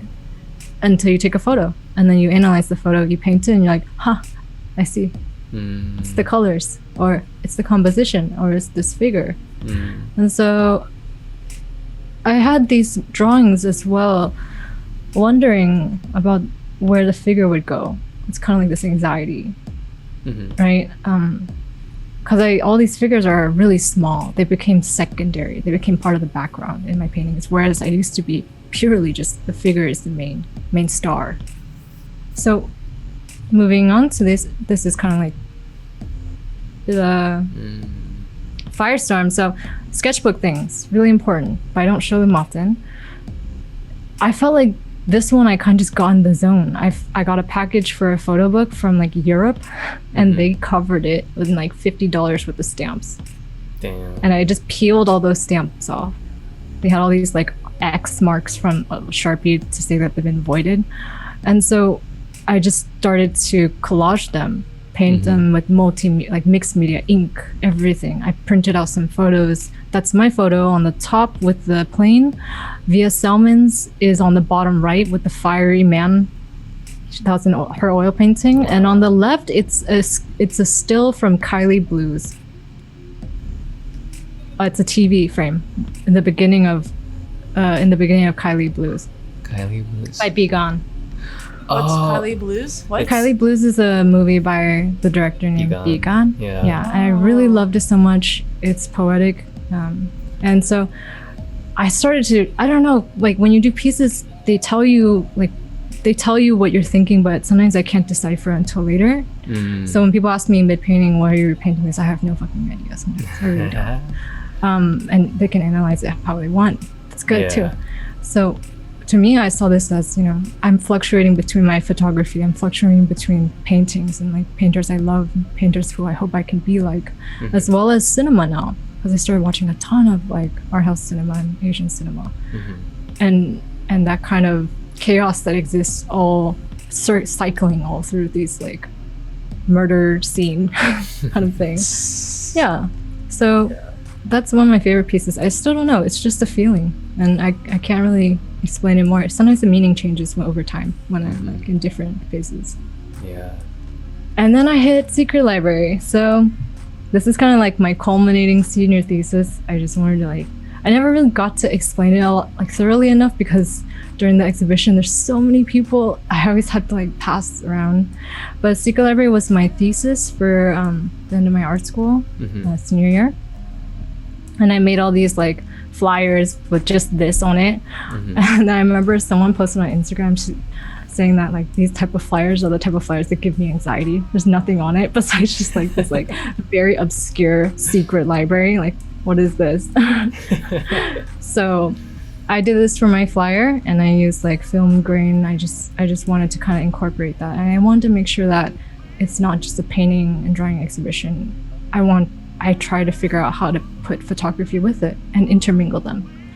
And so some of the paintings that were in Secret Library was documentary. And this was a really lovely piece. I was watching a Gerhard Richter documentary on my iPad. And he was painting a gray painting, which he paints a lot, which I love. And he's just saying, the caption is just like, this is just a gray surface. But I was so confused because as I watched it, it looked like it was in color because the pixels are in color. So I try to understand, like, how are we looking at cinema now? Well, what are the methods that we are absorbing in visual imagery? We're looking through it through screens. So the experience of looking at screens, I wanted to emphasize because I think it's so unique to our generation to be able to have such access to video and visual imagery. Yeah. So this painting, I kind of like knocked out the background of my room in black and in gray, actually. So it's almost like an irony that it says it's a gray surface. That's what I felt. I felt like I only see color, but you're telling me it's a gray surface, so I should believe you. So this that's the painting documentary. is really meta also. You're like painting a picture of a guy painting. Oh yeah, there's plenty of that because I didn't understand painting. And I couldn't, to be honest, I felt like I was speaking a different language. I felt like I was not communicating the right way. Most painters in even art school, they were just like, I have a billion ideas in my head. I'm just gonna shoot it on the canvas. I'm gonna stay there and just like project it and just they can paint color and abstract and anything they want. Characters come in their head. And I'm over here like, I can't do that. Like, I don't want to do that either. And so all these just like trying to analyze the painter, looking at the painter. How can I look at the painter through something else? And so there's another person painting this one. Very meta now that you bring that up. This is one of the pieces I really love. It took me a long time to paint just because it was so precise. And you can tell from my other works, I'm more of like an impressionist. Like I kind of just like loose, but this one took me so dang long. This one took me forever because I get so bored. I would do a sharp edge. I'm like, this edge is gonna like cut people, and then I'm dead. That edge killed me. So I think. Pause. Is someone's music playing? Oh, okay. That's good now. And so. How was that, bro? I thought it was a fucking Drake video, or what was that? So for this one, I actually had an interactive piece for people to bring their phones to the exhibition. And I had instructions on how to use the accessibility feature on your iPhone or Android as well to invert your screen, invert your camera. So this is the inverted part that you would normally see on the right side. And that's the real photo. And the photo is from another artist exhibition in Shanghai that I went to. So we're just taking things and looking at them in a different way, as if you're looking at film negatives. You look at the negative, your brain is trying to reverse it so desperately in your head, but I found that color negative is so difficult to reverse. I can reverse black and white easy in my head, but I cannot, like, sometimes I can't even predict what that color is because it has like that orange tinge to it. So this is like what the setup was for Secret Library. When people use their phones kind of like to check out the negative. And then more on things that you're watching. So this is like An Elephant Sitting Still is another cinema, art house cinema that I really love. It's very nihilistic, really dark. Made me depressed for a long time, but I highly recommend it. Maybe not during your darkest points, but watching things. How do we watch things now? And how do we see the pixel on the screen move and capture that experience? And so all these things are a memento as well, painting. Nice. So all these colors come from distortions of using an iPhone camera to take a photo, by the way. It's black and white. But for some reason, when you take it with the iPhone, there's the pixels just cannot make it black and white. So this is just the iPhone, but if you turn it to the other side, it has that like black bar as if you're watching it vertically. So yeah, and like super more cool. nighttime photography things. Nice. So my work really dramatically shifted into kind of the realm of photography, in between photography and painting. And so this piece, I actually saw the original photo not like yesterday. I found it on my laptop while I was trying to find more photos for this slide. And I almost felt like I saw a doppelganger because I've only seen this piece as a painting so many times for so long that when I saw the original photo, I was like, oh, someone took the same photo framed that way, and I happen to have I'm like, oh my god, I'm a fucking idiot. Like I painted from that photo. I just haven't seen it. Yeah, I just haven't seen it in like a year. So that's what happens when you paint from photos. But yeah, the setup was really cool. That's like one of my favorite things about the exhibition was that we have to challenge ourselves to set up our own solo exhibition. I had to fight to get the walls gray because I can't stand my pieces to be on white. They get too dark. You can't, the contrast is too high. So I went on Amazon and bought a ton of like wallpaper things. I was like, they're not gonna rip the walls off, but you won't let me paint the walls, so I gotta do something. And so when you enter that, it's almost like entering Secret Library, which is like the memories of the movies I've watched, the things I look at, like night drives that I drive on, right? I drive on night drives, so I drew that. And this is like, I blacked out the windows to make more space because they originally only gave me 2 walls. So I put this blackout on there, and then I also put these things called drawing negatives, the drawn negative. And those are from my darkroom days, where I would draw the piece of paper and project light through it and create the print of a drawing inverted. Damn. So all these things are messing with your mind. And a lot of the influence came from this book that I got. A lot of photo books gave me a lot of inspiration. There's this Negatives by Xu Tong, where the whole book was just big negatives. Damn. And I was like, what is this? And then I used my phone to reverse it to see photos of like the Tiananmen Square. I'm like, damn, that's crazy. That's insane. And I was like blown away by it. Yeah. And I was like, how can I look at the negative in a way that can change people's perspective looking at painting? So you can look at the negative for photography, very simple, it's part of the process, but how can you make photography and painting talk to each other instead of competing, and drawing? And so here's how like underexposed the negatives were. They're basically clear, like see-through. And that photo on the bottom, if you see the 2 people, is where, sorry, it's kind of like rotated, the 2 people who are talking that were in the painting in the right? the auditorium. Yeah. So all those is what I take from. And this is kind of like what the drawn negative looked like and how I would check using my phone, reversing it. Did you draw that through your phone? I reversed on my phone and drew it, and then I would check it periodically. Gotcha. And then these are all book pages. So this is a library I would sit at, trying to understand painting. I was like, if I read enough painting books, will I understand painting? So I just got stacks of painting books, and I thought maybe if they bless me enough, I will become a painter. And I was like, oh, maybe I'll just draw pages from them, like of paintings. Then I'll be a painter. So all these things trying to like make me into a painter. And that's a print. That's like a darkroom print. Nice. Using filters and all kinds of stuff, the book page. Nice. And that's where I started to get more abstract with it. It allowed me to be abstract. Yeah. So then Secret Library came, and I blew hella money making this book because I love books.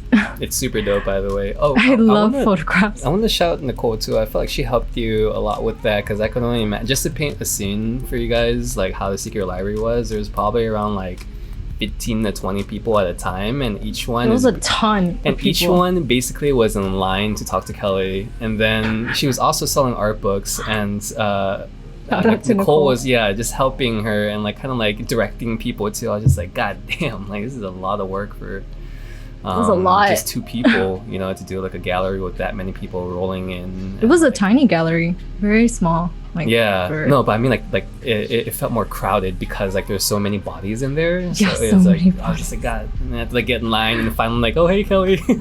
Yeah. Gina's out here.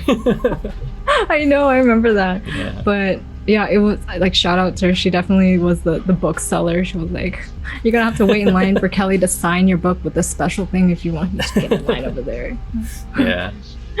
But yeah, was a Secret fun Library show. was one of the biggest projects I've done. It took me like 3 months, and it took like, I don't know, $3,500. Damn. But it was so worth it because I loved books. I wanted to see if like my collection of photo books could also be seen with my Excellent. photography. Mm. And so all this like a dark background and all this stuff, all the limitations of printing books though, new stuff, because I would just collect books and open it and be like, huh, amazing, look at all this binded material, beautiful paper, design is beautiful. I'm like, huh, this is how it's gonna turn out. And then I do it, I'm like, oh my god, every single edit that you want to do in a book, like I did silver, I think I have it on here, I did like a silver inlay on top, shiny, just for the top part, and then every insert page costs money.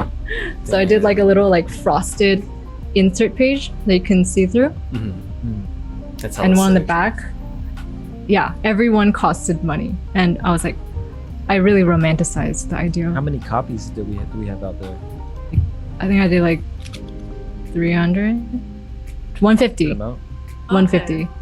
Yeah, but really fun, and it's my biggest accomplishment in a way to really tackle something that I had no idea about the industry. I just bought the books Yeah. and collected. So as I went into that, basically that's like that print kind of close up of the, I think they use like laser print for it, because like inlay was it inkjet, the one where you print, is super expensive unless you do like over 300 books. And then bringing it up to today, this is kind of like what I've been doing, which is I primarily focus on black and white photography, has more mood to it, I think. And some shots from Secret Library. Nice. Yeah. Shout out to Nicole. And to bring it back, my illustration work, if you just draw that long line from those sketchbooks in Taiwan, it just ends here. And the pieces that I'm working on, this one is the one I just finished. Oh, dang. This movie is The Great Buddha Plus. It's pretty funny too. Taiwanese cinema. And the red line underneath, if anyone can. YouTube? Yes. I rented it on YouTube. Is that the last? I rented it on YouTube. I was like, this is a great frame. Huh. I wonder if other people know this is on YouTube. And I just like, okay, let's paint it. Let's see if people know. So again, about streaming, again, about like watching things. And I'm super interested because we're changing so much. We have so many different ways of watching movies. We go to the cinema, but we also just rent it or torrent it or rent it. Belinda's smiling right now. and this is what these are not my guilty at all. No one's coming. and this is where I'm at now with these really large pieces on my wall. They take quite a lot of time with all this detail. How about this one? Do you know where this is? Do you notice anything familiar? Your wallpaper in the background. Yeah. So this is a still from Black Hole Thin Ice. I forgot the director's name. Asian cinema. Is that But like I wanted him. Is that like a Mac browser window on top too? Yeah. Like the window. Yeah. Nice. Yeah. Super So like meta. I wanted to see like, oh, I'm looking at a bunch of film stills through my computer. I'm not even watching the movie on my computer anymore. I'm just looking at images of the movie through my computer. It's almost like an inception. And I wanted him to feel like, if this window is on top of a Mac wallpaper of Earth, I guess he's kind of like Sputnik. He's like a little astronaut with the helmet. So I kind of envisioned him as a little astronaut. No. Astronaut within a window above my wallpaper of Earth. In your Yes. room. Yeah, in my room. So you see what I mean? Like Yeah. you're just placing different layers of things that you might not think go together, but you see them all the time and you just haven't drawn like a story between them. But I see him as like a drunk guy in space. Yeah. That's really sick. Yeah. And then the other one I'm working on. Oh no. Yeah. So yeah. So this one is Rashomon. a still from Rashomon Kurosawa, and I just got into Japanese film. I'm still easing into it, you know. It's still Asian cinema, but I'm mostly like watch a lot of Taiwanese or like Chinese. But yeah, this is the piece that I'm working on. It's taking me quite a long time, but I wanted to capture the glow of that photography can capture, if you know what I mean. Like when you see light in a film photo or just a photo in general, it's so airy. How do they get that? But with painting, can you create that same airiness with something so heavy bodied as oil? So this is like a projected on my wall, and that's why I always create these borders. And I'm gonna add kind of like a faded Gaussian blur effect on the edges. I want to make it glow. Yeah. But I don't know how to make paint glow. Like, you know what I mean? Like, I don't know how to make that feeling of photography. Yeah. And that's where I'm at right now. We're basically like up to date as to my current projects. Damn. So Super dope. you guys What went an through a lot. evolution, bro. Yeah. You guys went through a lot of changes. She was sick. Damn. Yeah. Wow. Thank you for Your sharing. brain hurt. Your brain's sore. I feel like I just watched a movie. Good. You know, you need like a couple moments to like process everything. That's how I felt a lot with Bigan's movies. Yeah, exactly. Yeah, like these filmmakers are so good at crafting this world that's so immersive that by the time it finishes, like you You're left don't in a know what to do daze. with yourself. Yeah, it's just like Left in a daze. I just lay in my bed and stare at the ceiling for a while after watching like Long Days and Journey Night. Yeah, damn. That's dope That's that you're really awesome. exploring some Japanese films. Have you dived into like Italian neorealist films? Not yet, but I will. I am reading a lot about like transcendental film. I went into like Tarkovsky and I found my home in Tarkovsky. Like I loved his Stalker movie was such a meditation. They don't even feel like 4 hours anymore. Yeah, those films can run really long. for Right. sure. And I guess as I'm getting older, I'm seeing more of myself in slow cinema as well as ambient music is amazing. I love that shit. Like everybody should be listening to it. There's some great ambient music, underrated. When you're saying And ambient music, what kind of example is that? Well, I like Gigi Mason and like there's all kind of, it's kind of like, I don't know how to explain it. It's not really beats per se. It's kind of like soundscapes. If you compare it more to film scores, I love listening to film scores. So when you put those two together, they're not really like music that colors your world. They're more like there to enhance and enlarge your world. Like they play a part in your world. They're not there to like, I want you to feel upbeat. Here's a house music. You know what I'm saying? With ambient, it's like, let's expand your room. Let's make it like, let's meditate on this together. And so that's been really helpful with art practice. Like I listen to it when I'm drawing. Sometimes I listen to it when I feel like regular music is getting really loud for me, because it can color your artwork if you let it. Yeah. Which is what I meant by like Kylin bumps. You can color visual works with music. You can let it, but then you can also not. And create that silent atmosphere. Damn. Yeah. So that's what I've been on. Bars. Every I'll one of send my you works. some recommendations, by the way. Yes. Like, So I would love to see your take on like 8.5 by Fellini and La Ventura by Antonioni. yeah, Those two films, man. they're on my So good. Criterion playlist. So Oh shit, yeah, you. yeah, you I'm should on definitely watch subscription to all these kind of things. I don't even know how much I pay monthly that. anymore. Oh my god. I should do accounting. A little bit, because yeah, definitely But wanna it's keep worth track of it. I use it, but yeah, Criterion's collections streaming is amazing for all these films, and I feel like looking at your own practice through other ways of art has helped me find myself in painting. You know, like I find myself through cinema, photography, and wow, you have a painting. Yeah. Maybe that means I'm a painter. Yeah. So Damn. yeah, but if you have any recs, I'd love to hear them. I have a I bought myself a BenQ projector for my graduation gift, and I've never been happier. Damn. I got you, dude. I got a Dropbox folder. Oh, I got some recommendations. I don't have- You're just shooting yourself in the foot left and right, B. I keep forgetting. I'm sorry. Fishing yourself out. Yeah.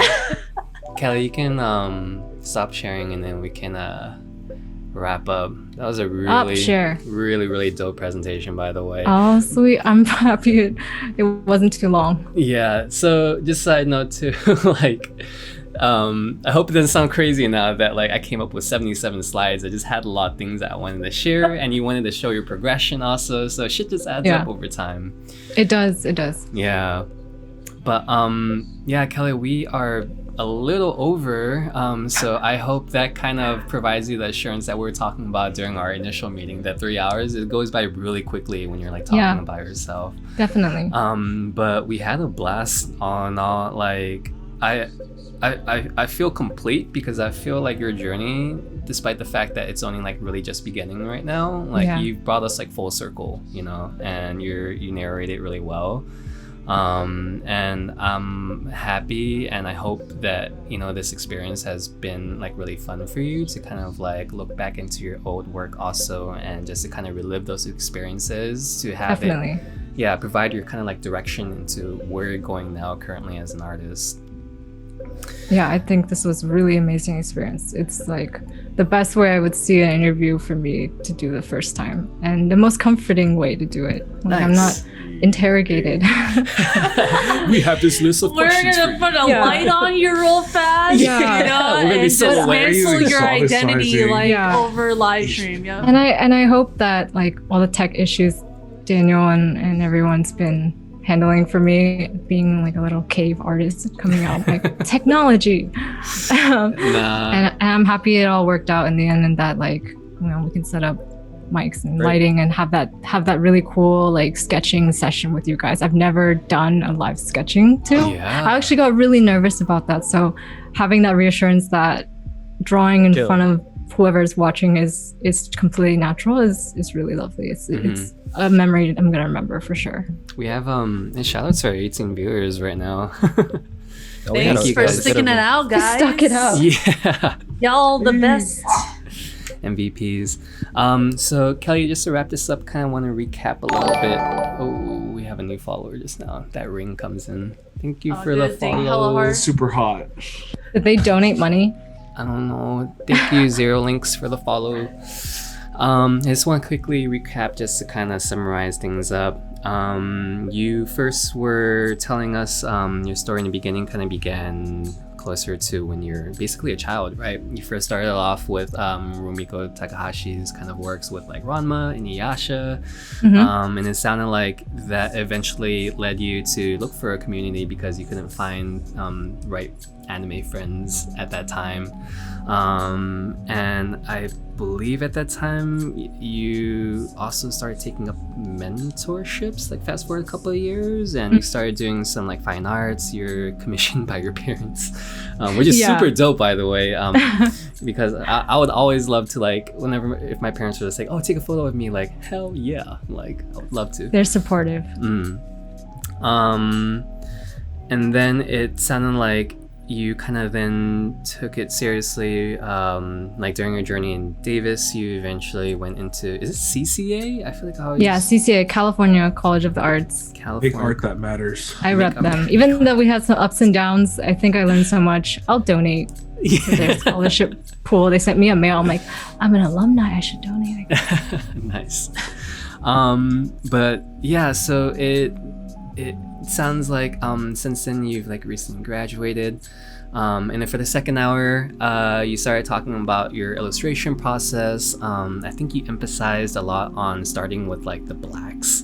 If you're confident, go for it. Yeah, you're mentioning how these, at least for your process, it's kind of setting up like the building blocks, right, of how your illustration is going to come out. We also talked about being open to references. You know, it treads kind of tricky territories because some people are kind of purist, you know, even like in a photography forward, like, oh, like why would you want to do, like, but you know, for a lot of us it's more like it gives us a direction to go into. Our styles bleed into it eventually too, and more so than often, because we're very capable with our tools, it could become overwhelming if you don't set yourself a direction when you're starting a work. I would say it's more like where we like to make remixes. Yeah, everything is just like a remix of everything else. Continual remix cycle. Someone's gonna remix your work eventually. Yeah, too. remixception. Yeah. Screen inside of a screen. Yeah. This is like a slow and reverb edit of a chopped and screwed edit of a cover of a SoundCloud edit. Well, that's just white noise at that point. That's just static. Ambience. I remember you mentioning a lot about going ham on the blacks too. You do this kind of technique to emphasize depth in your work, and I think you kind of summed it up with like trusting yourself, right? Like it's okay that during like the process of executing it, it's okay to not really like fully grasp what the final image is going to look for, but trust that by the time you get there, you know when it is. Yeah, for sure. And that's like a lot of that mental health that's going to come into play. You're going to have to deal with yourself a lot. Yes. And you can be your worst freaking enemy. Yes. Most likely you telling you that you can't do it, that people hate your work, and that you're scared. Yeah. And I still fight with this. Like I'm not impervious to it. Like, I think luckily have reassurance from other people. Yeah, I think the most common one that we suffer from is like trying to not compare yourself to your colleagues or like anyone like anywhere in the world. Social media. Yeah. The sooner you can kind of like switch it to, wow, someone created that, I want to make something like that too, rather than like, oh, someone did it, I don't want to do it anymore. Like the sooner you can switch that for yourself and get in the habit of doing that, I think it can create a more healthier approach to social media, because I love going on social media now. Like I love seeing my friends' work. I love reposting and sharing about it because like it makes me happy, but I wasn't always like that, so I do think it's really important to nurture through maybe self-discovery to find that intuition to trust yourself. And support your homies. And support your homies. Support your homies. For real. That's so important. Yes. Send them love. Every creative needs love. Every retweet sparks them with joy. It sparks me with joy when people retweet my work. Like, yes, thank you. And then for the third hour, I have to write some notes on this. You were taking notes, I saw. Yeah. Your journey. An artist lecture. Your journey was definitely really immersive. It sounded like you... Okay, so just for my notes, feel free to chime in at any point I might have missed. You first kind of started out with like online art, right? Doing these kind of like, you're on forum sites, you're kind of like doing these kind of like video game artworks. And it sounds like outside of online, you started going to more traditional kind of paintings, right? And then this eventually culminated into the junior review. The junior review was a really big turning point because just from my kind of opinion, like it felt like you were trying to express a really vulnerable side inside you, and it really took so much courage to even do something like that, only to have that review kind of like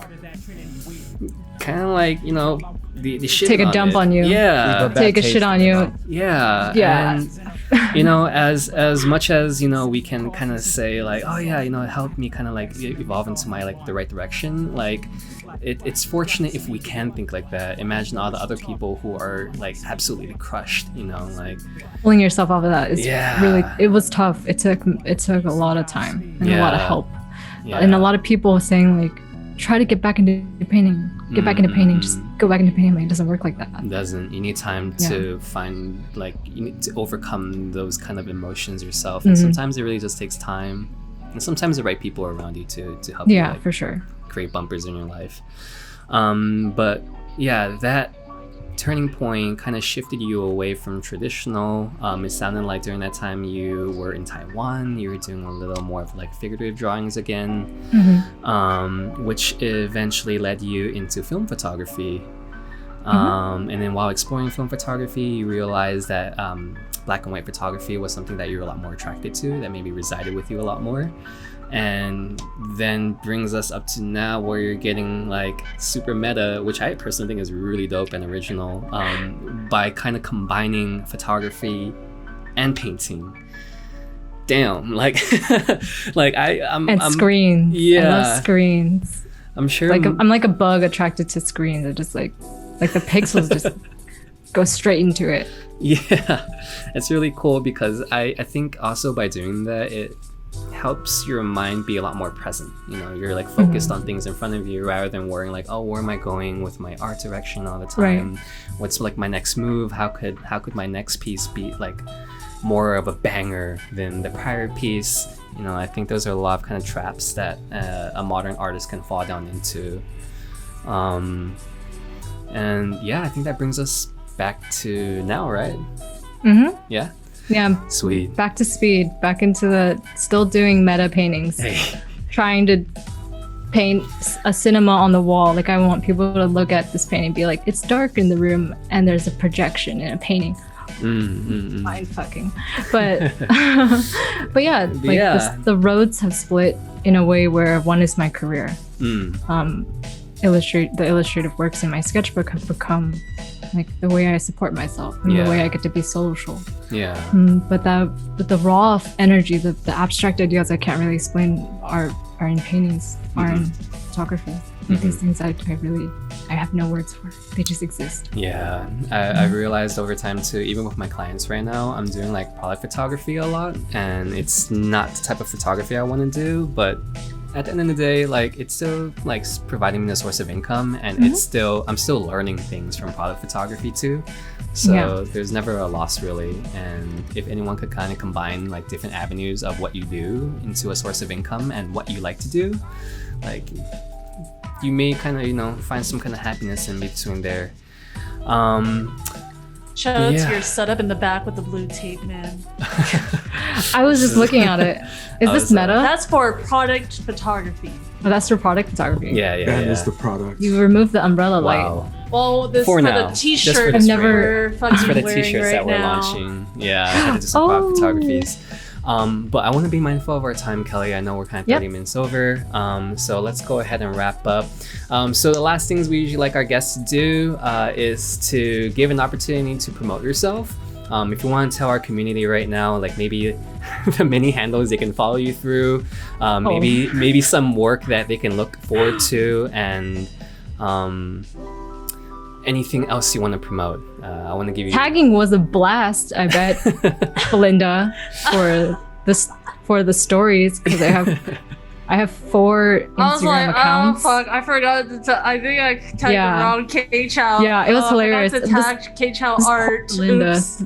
Yeah, so I have 4 different accounts, and I mean, you can probably find them all on my like how do I like tell them this? Profile. So Tattooist Kylin, Tattooist_Kylin on IG is my tattoo account. K-Chow Art on IG as well as my art account. And then on my K-Chow Art, you can find my film as well. And there's 2 websites. kellychow.com is my fine art portfolio, and my tattoo inquiry form website is tattooistkylin.com. And I hope that wasn't overwhelming. I also have my film handle, kchow.film. So whichever one interests you, if you want to check them out, but it's a lot. Dan's on it right now. I'm putting them all in chat. Oh God. Poor Belinda, really. And last but not least, Kelly, is there anything you want to promote? Anything? You guys should buy it. You guys should buy their t-shirts. They look really sick. Oh, hey. Yeah. I'm gonna send you Someone one. stand up. Too, we should like stand up. Do a 360. Hold up. Hold up. Do some like a little twirl. Do a little twirl. Which one is the line? Is it back here? Which one is No, this it's one? on the other side. Yeah, there. Oh shit. Okay. Dance.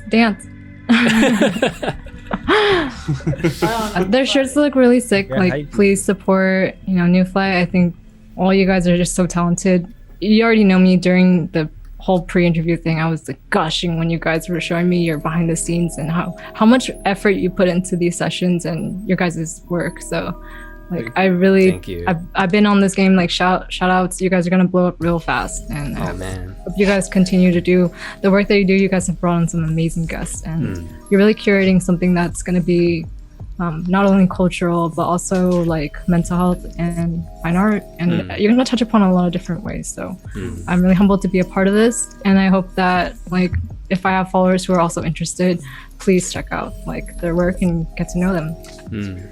Thank you.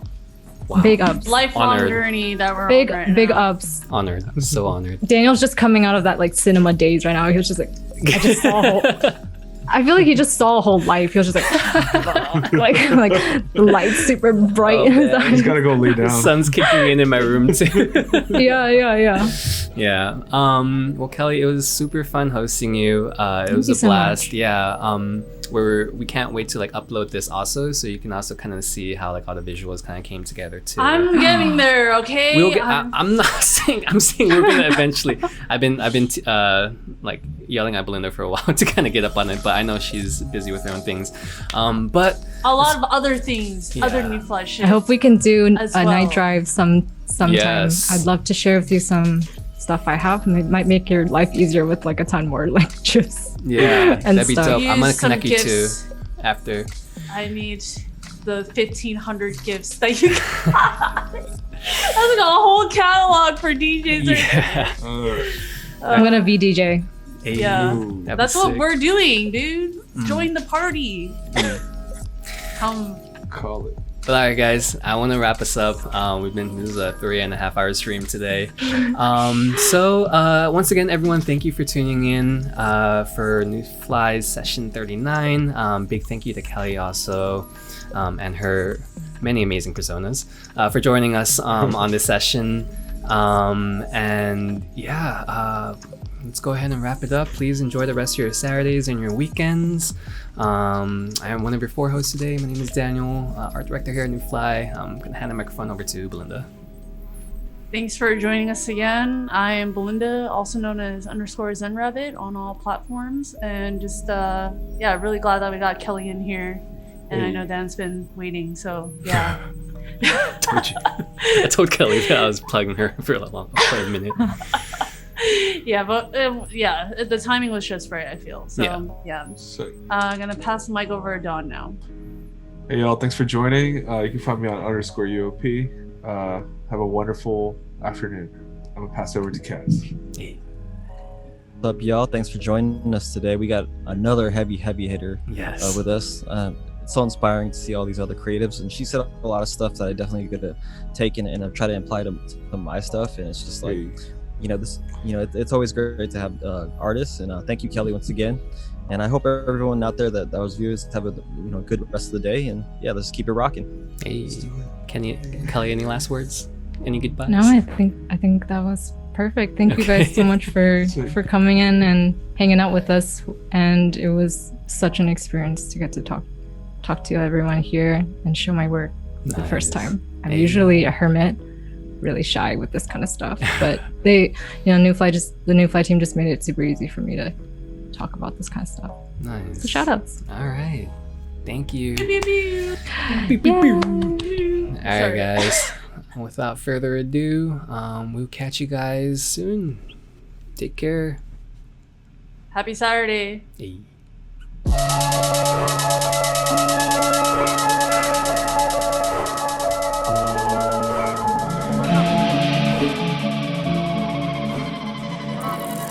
너가